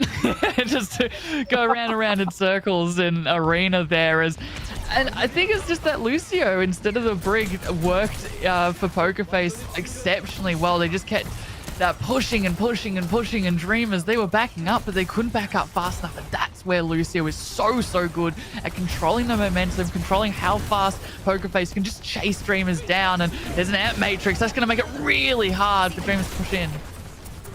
Poker Face, they continue. 1 ultimate used, and it's still having almost 4 ultimates ready to go, with Valentine catching up. There's that Lux with the artillery together, pairing up Poker Face, trying to do max damage, as we have the duplicate from Top Dragon already wearing out early on. Sad will be going down. Didn't have to pop the ultimate at least. The barrier keeping Poker Face alive a little bit. Dreamers, even after losing Sad, trying to do what they can, but it's just not enough. Valentine coming in really clutch this time with Symmetra. Somewhat looking like the Symmetra that we have seen yesterday from Valentine, finally coming into New Junk City. Dreamers having a tough time on the first point. Yeah, I don't think Dreamers will try and take this one again. They will just have to leave this in the dust, as Poker Face, Valentine's pick, it worked this time, as they will go over to Junkyard. They still have the Photon Barrier, and we've been talking about this. When the Photon Barrier does come out, Poker Face, they win 100% of their fights. As Sad going in with the artillery, a lot of damage for Top Dragon to make. Valentine is already gone. Proud, both DPS gone. Dreamers they have this in their hands with just artillery used, and also Matrix popped a little too late from Misin again, but still all good to go because they will be getting that first point from that junkyard now, as that early capture seems to be very important now for both sides. But let's see, Poker Face, they still do have Totem Barrier, and also Matrix coming up soon from Simple. Here it is. So Valentine as well with ready. That Photon Barrier too, which should block a lot of that damage from Sad. But first off will be the Air Matrix, and immediately Misin goes down. Top Dragon still had to use that duplicate. Okay, let's see if it actually will be benefiting them or not. I think that's going to be a waste there, as this Echo is not as powerful as soon as we got into the Junk City. Poker Face taking the control back second time here. 47%, not bad, but Poker Face can literally take immediate 30% plus with just one capture. Oh, yeah, right. And then Pepe as well coming up with as you said, this Flux, which, of course, Dreamers, they don't really have much to shut it down. You got Immortality Field, you do nearly have that Rally as well, but with so much damage, of course, pumped into whoever's lifted up, especially from the likes of Proud and Artillery Strike, which has been a combo we've been seeing more and more often, that Flux and Artillery combo. Lego as well with that Sound Barrier, should things get too crazy, as Poker Face very happy just poking you away from the high ground. Rally, yep, with the Flux back from Pepe, finds somewhat of damage. Drop Dragon goes down again. Big sign, Poker Face with few ultimates, still keeping the support's ultimate. Plus, you have the lead big time as Streamer. Except for the Rally, they did get to save a lot of ults, but still, the second point will be going into Poker Face. That's a 2-0 now. Dreamers, and we've been saying Flashpoint usually is the map where the miracles happen. Yep. And it's certainly happening for Poker Face at the moment with a 2-0 lead now. And we are going 2-0 lead as we go into potentially the final one. If Poker Face is to take this, it will be Ducks. As it seems like Dreamers will be engaging actually immediately with Poker Face with that Flux. Immediately, oh, that Sound Barrier. No, just not really having the best time there, Lego. Dreamers responding back pretty strong. Okay, Valentine, though, even with all that, was able to respond somewhat. Top Dragon. Oh, some good trading happening at the end of the day. It's going to be Dreamer, but still, that was hectic of a fight. Both sides, they didn't really have to press that big Q button all the way. Still keeping that bottom barrier, duplicate from Top Dragon, also misses Matrix. But other than that, a lot has been used from Poker Face too. Yeah, Misin though, the only one now, the only support with an ult, the Amp Matrix, and that is a lot of damage that could come out from Sad, unless it's all blocked off with this Photon Barrier. Yeah, with keeping it simple with the barrier and having the artillery, extra damage. Field was gone early. Misin goes down first. 4v5. Poker Face still with the pokes. They are right under here. With the teleport, we'll be able to just escape away. Dreamers still just poking out as they still have 41%. But when is it going to be the time of dropping down to the point? Because the percent is ticking. There's that teleport up. And Poker Face immediately responds. Not too bad with the field, but here's Proud with the damage. Here's Bastion. And that's what you're supposed to do. Artillery. Can you find any extra target? Still Poker Face, they just could not keep the safe distance. I think Dreamers, they have done it. They have found the good rotation coming into Ducks here and might be able to grab one on themselves. Now, already 61% for Poker Face. They're getting very close. They're getting very close now. This is pretty much final fight for Ducks. If you are Poker Face wanting to take this one, and they definitely have the ultimates to do so. They have both support ults here, and they just need to be able to kill the Sad in the back, because if you can't do that, if you cannot fool the enemy's Bastion, so much damage is still available to them. Jasmine really the only one to stop any of this with a Flux, but Proud is popping. There's the early Flux from Jasmine, and Sad goes down so early on, and that barrier does get to catch a few. But a lot of ultimates are used. There's still Top Dragon. Genji can't really do too much by himself there, Dreamer. They are going to be potentially losing this point. Okay, 62%. Poker Face, they're on the run near the spawn of Dreamers, so they can't really come in and contest. Sad is already there with now on to Sojourn instead of Bastion.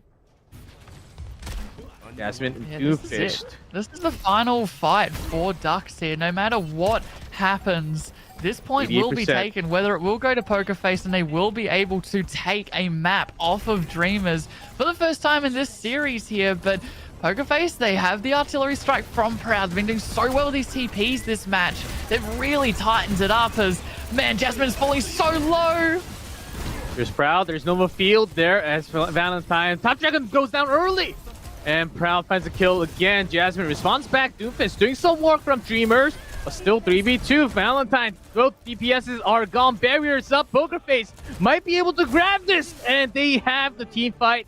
Time sticking. That's 3-0 from Yujong City. Finally, a map where Poker Face comes back hard. Now, Dreamers.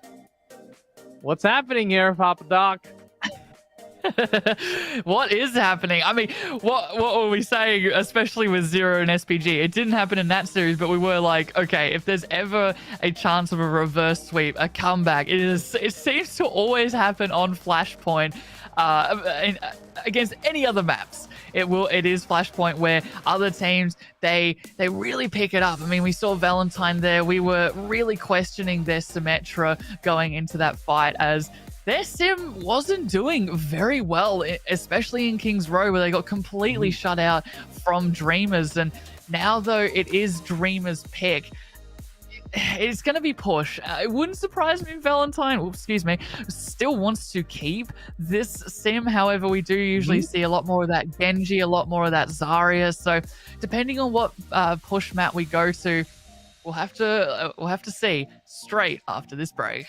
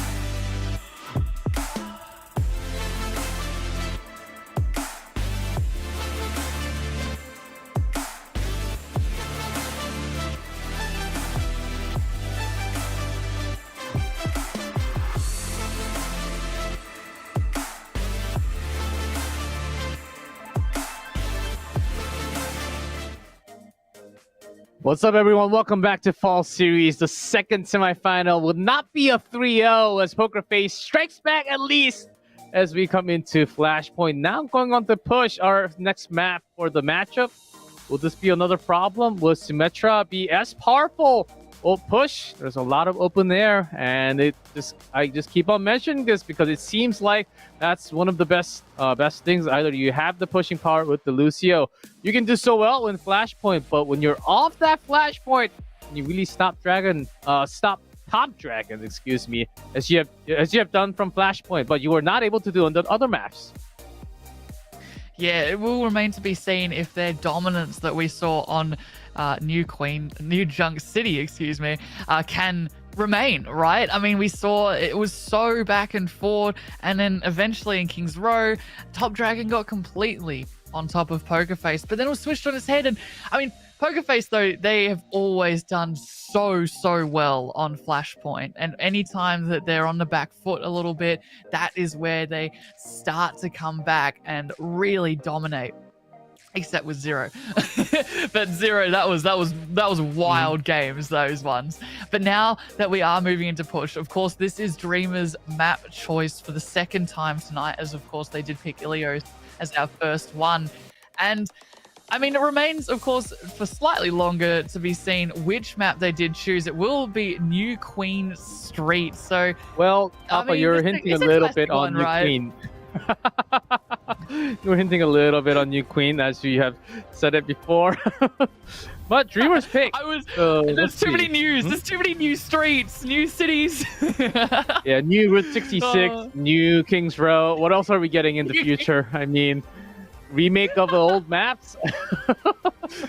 I'm totally up for it. I mean, if the new maps are good and balanced, new Ilios, I'm totally up for it. Especially the classic maps like Ilios, King's Row, and like Numbani and all those older maps. I'll be totally fine to have anything new with either the remake or a separate version too. Yeah, whack new in front of everything. that'll definitely keep everybody happy. But no, as you said, it will be New Queen Street that Dreamers decide to see if this can be their match point that they need to move on to the grand finals, But Poker Face, of course, after a really good win on New Junk City, their mental will be really high and their spirits will be healthy moving into this one. And of course, they've scrimmed on every single push map 100 million times, so they'll be used to at least watching and seeing what Dreamers like to run. However, Dreamers had such a killer round that really they didn't touch push at all, so you haven't been able to download, you haven't been able to see what Dreamers do on a push map very often, unlike some other teams here. So Poker Face still rolling out with Valentine. They will get to the point slightly faster with the help of the speed boost and of course the TP, whereas Dreamers, they're going to go on what has been kind of working except for that little hiccup in New Junk City. So yeah, it's really just this poking G-Clip at the top here, seeing if they can get the first pick. Now, we saw what Poker Face did last time, push in with the Lego, but will it happen again, as Crown's actually the first one to get a pick? Oh, on the Top Dragon too, so that's a great sign for Poker Face to start off things here at New Junk. As we continue to have Poker Face popping, okay. Still sad, doing a good amount of work from the side. So somewhat more of a trade. Poker Face, of course, winning the battle here as we get the first robot pushing. As I think we still keep it up here. The important part, Lego's sound boost, speed boost has been used only when it was needed. Dreamer certainly is feeling that pressure now after being busted out in the New Junk City. Now, Queen Street, we might be seeing a similar type of story as they start pushing.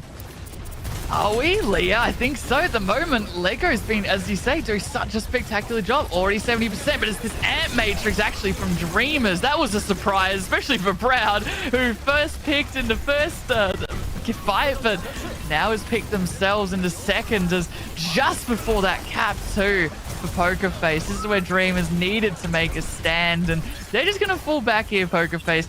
They do not want to take this fight. Fair enough too here, as Both teams, though, G-Cliff, coming into this next fight, have so many ultimates to use. But I think the biggest one, we've been talking about it quite often, is that Lego sound barrier, because that's going to shut down a lot of whatever comes at Dreamers. Whereas the only sort of defensive ultimate is Data. And hang on, that's a snipe from Top Dragon. Dead. Oh man, they do. Poker Face, they do have 4 ultimates, but do you really want to fight 4v5 as Dreamer's also holding 4 at the moment? That was an incredible pick by Top Dragon. If that happens again and again, Simple only having 21% now because of that late rotation. You can kind of afford to wait here, Poker Face. Of course, you don't want to wait too long so that they get the cap or anything, so the Flux is used. Early sound barrier, keeping everyone alive. Poker Face, Pappy, Flux. Catch a few, so Dada will be going down right before the field. So great catches, better control, and covers from Poker Face. As I say that, well, hold on. Top Dragon, wait. The DPS coming down from the air, picking up a lot, but in the ground, Peppy Proud, they've been doing a lot of work, Dreamers. So there's certainly a lot of kills happening back and forth, but at the end, Poker Face, with 8 ults spent during that team fight, will be having a big win here.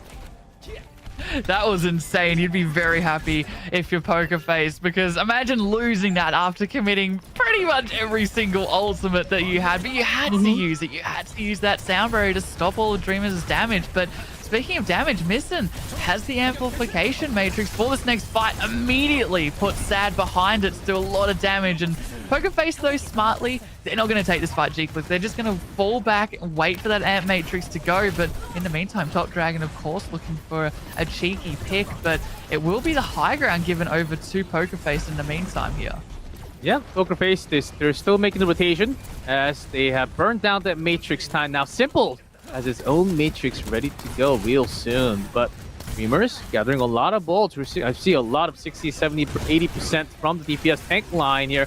Matrix up from Simple. Can they land on the damage as Dreamers? This time, they just fall behind to the side of the street.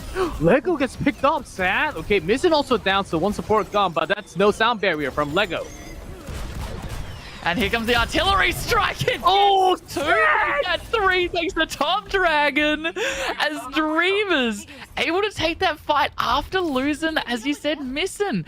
You're missing, but you still end up winning thanks to the artillery. And you take the lead if you're Dreamers too. So you're pretty happy with that one. And honestly, if they can push this back fast enough, they might be able to get cap. However, of course, you can always TP. So they are going to fall back here, Dreamers, but they have ultimates to burn if they need to. But really, Poker Face now just looking to contain that bot. Yeah, they could not quite get the touch, but there is that sound barrier from Lego. It did land, so keeping them alive, getting stunned, but was able to buy some time off of that duplicate from Top Dragon. Now here's Peppy's Flux. And that's going to do a lot more work here, Poker Face. After dropping a little easy from the previous team fight, would love to have this win. Now onto their own push. Can they actually go to that point? Not too far away on that meter mark. No, it really isn't, and they don't have the speed that Poker Face could match at all. They don't have the Lucio like Lego is, of course. So this final fight will be just before it is about to get capped for Dreamers. They do not want to give front spawn over to them, as Valentine, though, popping that photon barrier. Yeah.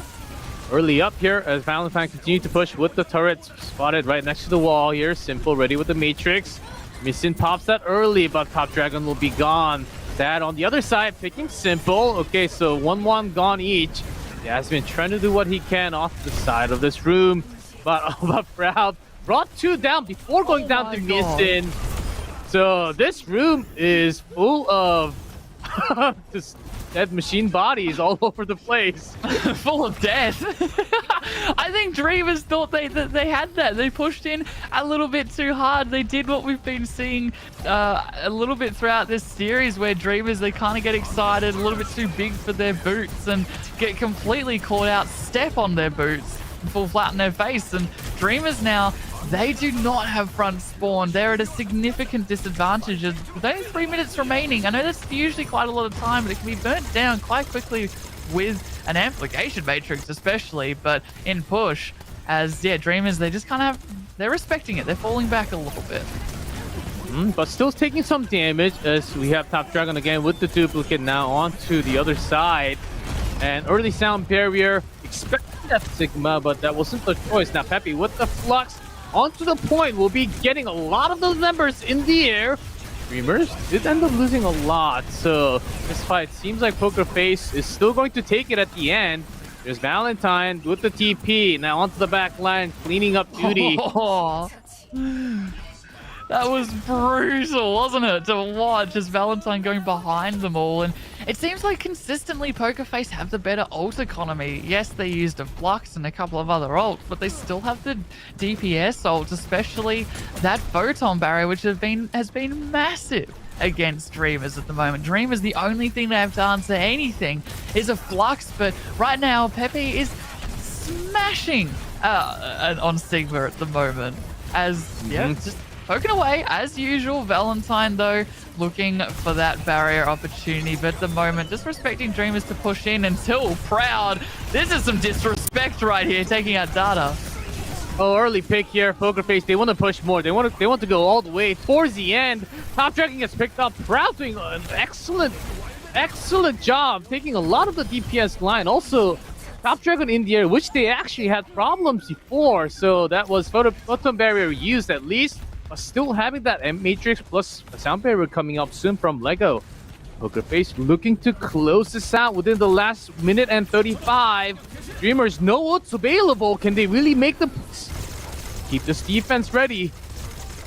Getting very close. They have to stop it here, G-Cliff. Dreamers to keep themselves in the match. Valentine gets picked off. That's a big initial pick. In fact, everyone on Poker Face just falls over to Jasmine, and they didn't even have to use any ultimates there, which is good because they only have a minute to push it all the way to where we just saw Poker Face push it, and Top Dragon actually switching off of the Echo. It hasn't been working for a little while, so I think it's a good switch for them to make, as they're kind of close to attack visor, but really it is sad, of course, with the Bastion. I completely forgot Artillery Strike, excuse me. Missing as well with the Amp Matrix too, but they need to keep this momentum, but the momentum could just stop in an instant. However, Amp Matrix comes out, sad, so much damage.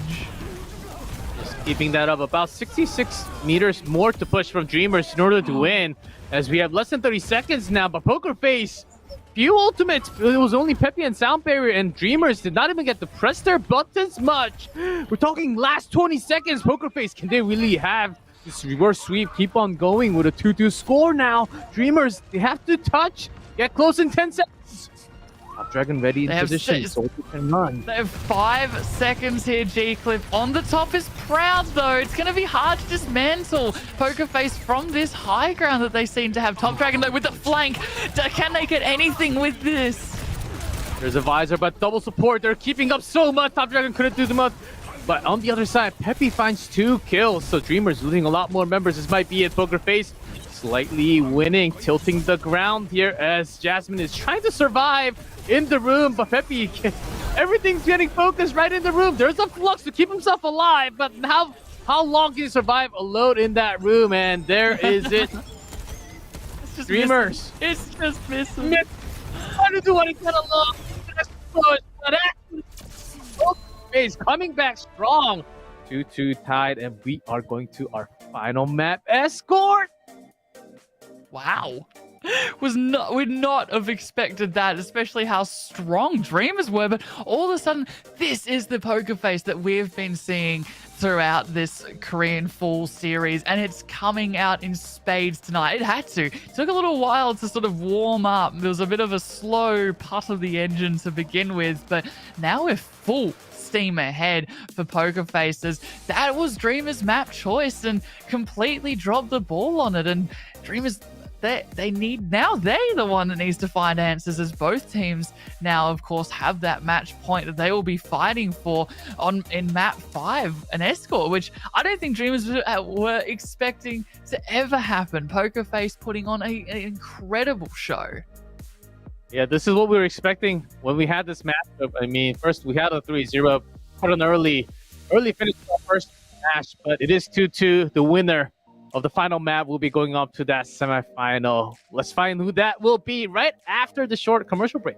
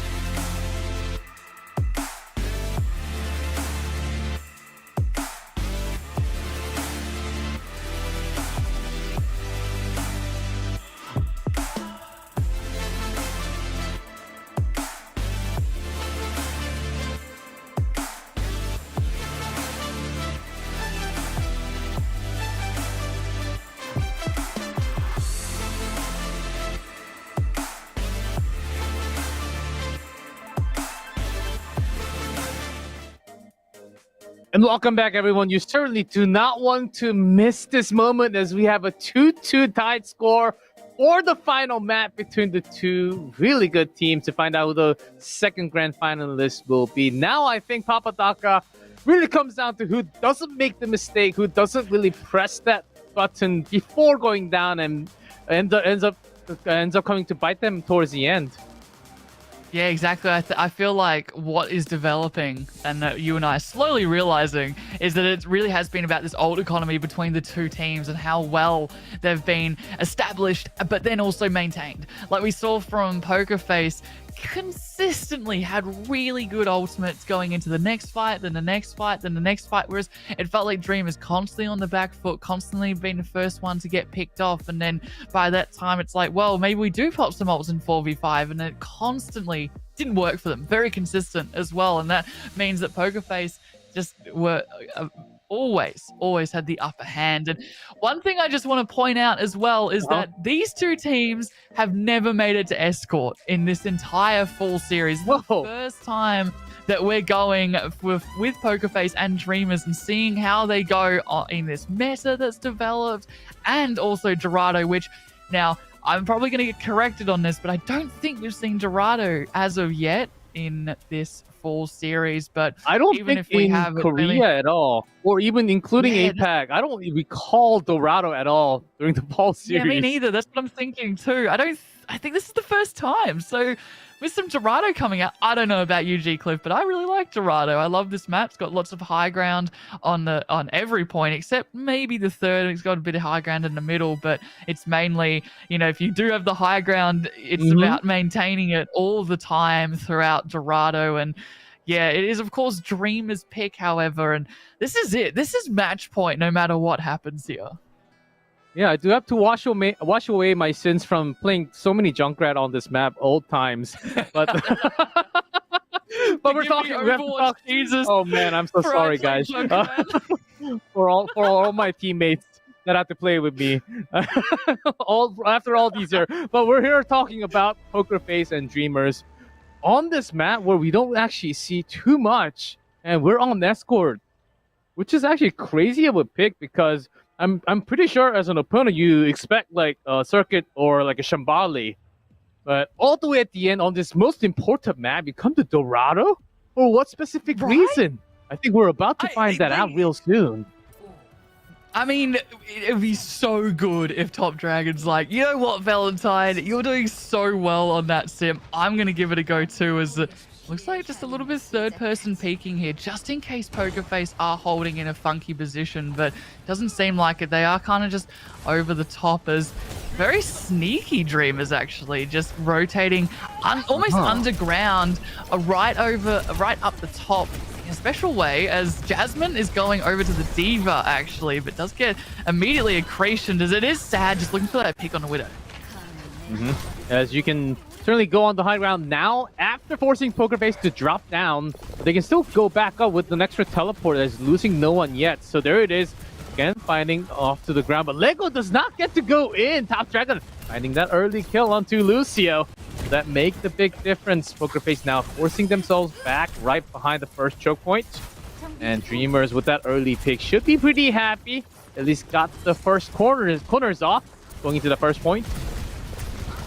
Yeah, Top Dragon has actually switched over to the Echo of the sim. I thought we might see a bit of a sim 1v1, but they're really relying here, Dreamers, on Sad to get that initial pick, whether it is Lego like we saw or Valentine. But otherwise, this is what Dreamers can do. They can just speed boost into you and Poker Face can do. They can speed boost into you, and Dreamers have nothing to answer for it. They do have a duplicate now into the back, getting that Sigma immediately. Top Dragon trying to turn this fight around on Poker Face's side, as that Matrix helping Proud to do a whole lot more damage. No follow-up kills yet, as that Widow is so far away, but Top Dragon 1-1 traded. Jasmine going to be dropping early. Poker Face still big flank, having few numbers left around the payload. Sad. They were trying something. They were around, but Proud was onto it very, very quickly, and especially because, you know, Sad was very, very low. Coming into this next fight, Dreamers actually has made this a little bit of a switch.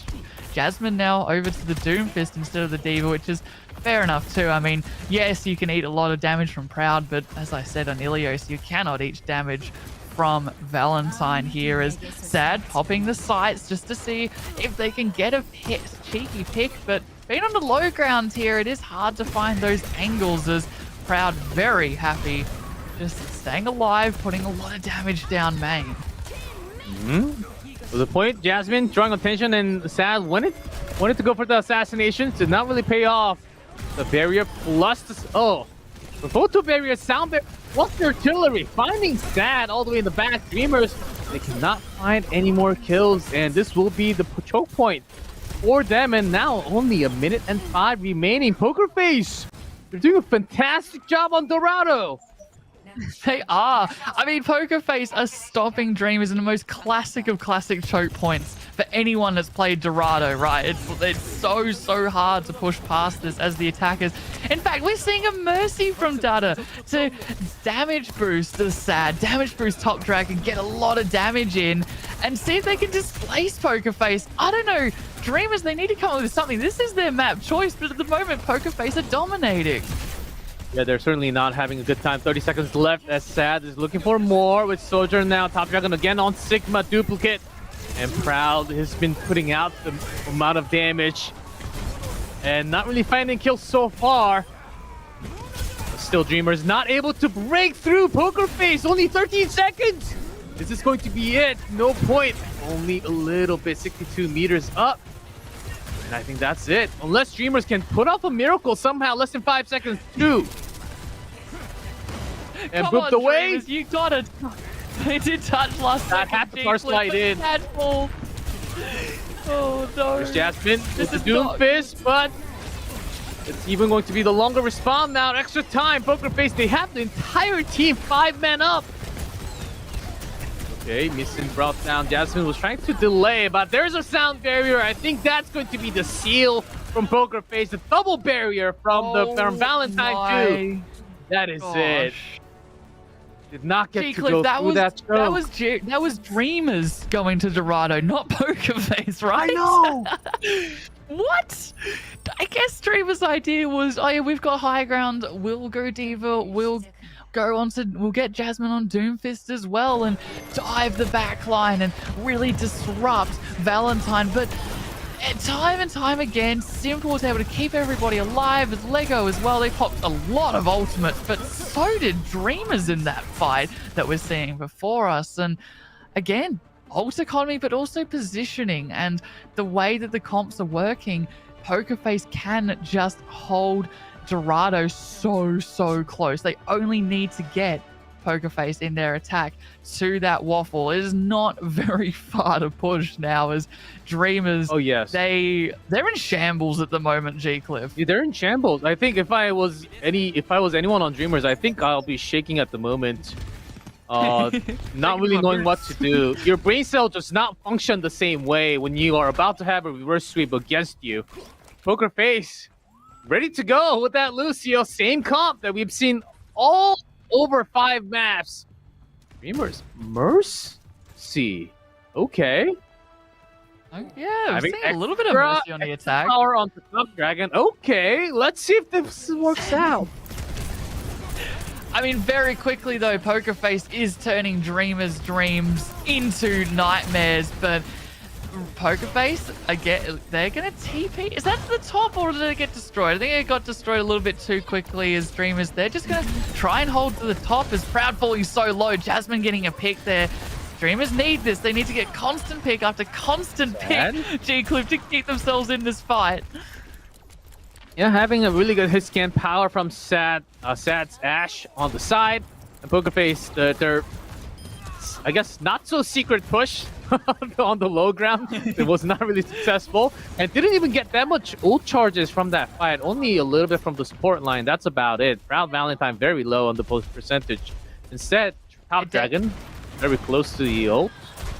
As I say that, Peppy finds the kill. Like, though, the Amp Matrix, whenever it comes out from Simple, how much damage Proud can do through it. Top Dragon, like you said, does fall. Slept up, though, is Proud in the back. So I guess it finds a little bit more time. But Dreamers, this is their last chance to defend. Look where they are already in their fight, that final fight territory here. Top Dragon is back, does have that duplicate. Sad getting very close to that Bob as well. But what a teleport from early Matrix. Poker Face, you're already onto the back line of the payload. They don't even care. They win the fight first and then push the payload. No, Dreamer! Top Dragon! What? They did it! A 3-2 reverse sweep against Dreamers. It was in semi-finals. Dreamers dropped everything. Poker Face came out. They had all the cards underneath their sleeve that they pulled out and went, actually, we're going to keep running this comp. We know it's going to work. Yes, it took 2 maps to sort of configure, to sort of work out, but the reverse sweep from Poker Face as they keep their match rate into Dreams now a clean 4-1 as, man, it was looking all Dreamers' way halfway through that one, but very quickly, all a nightmare that Dreamers could not wake up from as Poker Face will be your semi-final champions and will move on to the grand finals versus Zero. Yeah, the Unicorns go down in semifinals. And Zero versus Poker Face will be the grand finals happening tomorrow at the same time. But what a reverse sweep keeping what they have practiced and proving themselves to be the grand finalist after trying it over and over and over again in Map 3 New Junk City, getting that big 3-0, a huge boost after losing both Ilios and King's Row, right after coming back big in Flashpoint, and then a new Queen to Street, and right after Dorado, a map that we did not really get to see for a long time. And that was a choice from Dreamers too.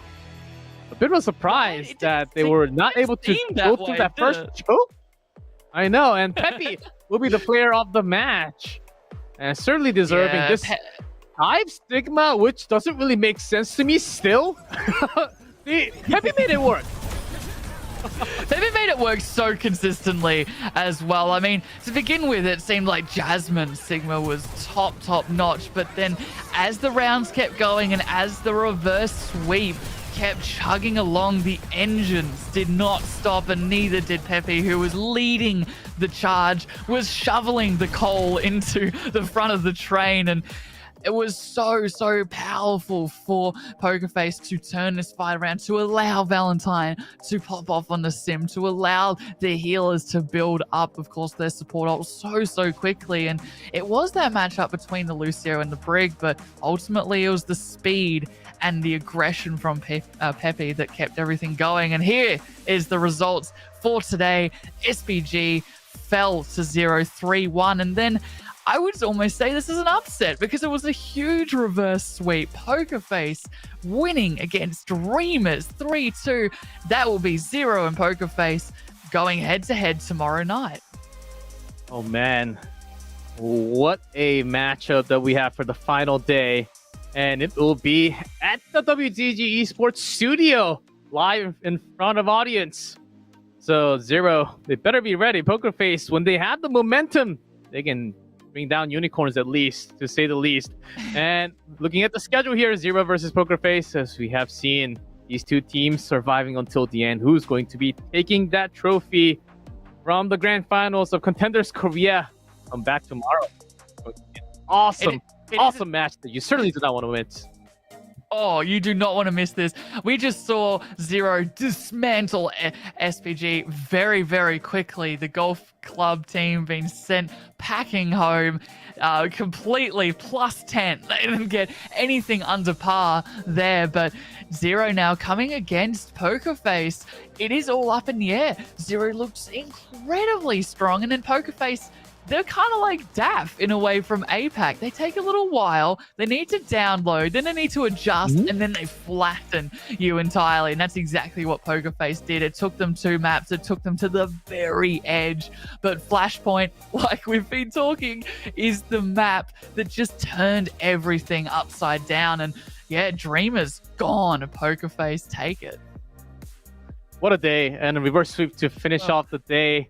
And Pokerface, they should be feeling so much of a boost in their confidence level going into that grand finals. When you have a reverse sweep like this, sometimes it actually carries over to the next day. Let's see if it continues, because Zero, they still did seem like a very strong favorite of the entire tournament with a 3-0. Very strong, yeah. Up against a very strong opponent of SPG. So that will be one match that you guys certainly do not want to miss even a second of that match. Oh man, but still, my adrenaline is still pumping so hard from the reverse sweep from Pokerface and Dreamers still. I mean, think of it this way, G-Cliff. The 4 DPS going head-to-head, none other than Jaewoo and Kilo, who are absolutely popping off. I mean, Kilo, player of the match. Jaewoo consistently getting pick after pick into the in the backline of SPG, going head-to-head against Valentine, who was that sim player who... yeah, started off a little bit rocky, but once they were, as we've been alluding to this whole time, just once they had that train rolling, completely steamrolled over. And then, of course, Proud and Finale as well for Pokerface. So, oh man, I just also want to say a very quick thank you to G-Cliff. Thank you so much for joining me today. It's been an absolute pleasure and an honor to be alongside one of the greats. I've had an absolute blast this series. Yeah, certainly. And the question I think will still continue. Poker Face, can they still run the symmetric comp? And with the Sigma, is it still going to work? Dreamers eventually did work, but will they still have that many chances against Zero, who can also react with so many different team comps? That's going to be the biggest question I think that will carry over with one of your favorite duo. Of course, we'll be back tomorrow for the grand final, so you guys won't miss a single thing. They'll catch every single thing for the grand finals.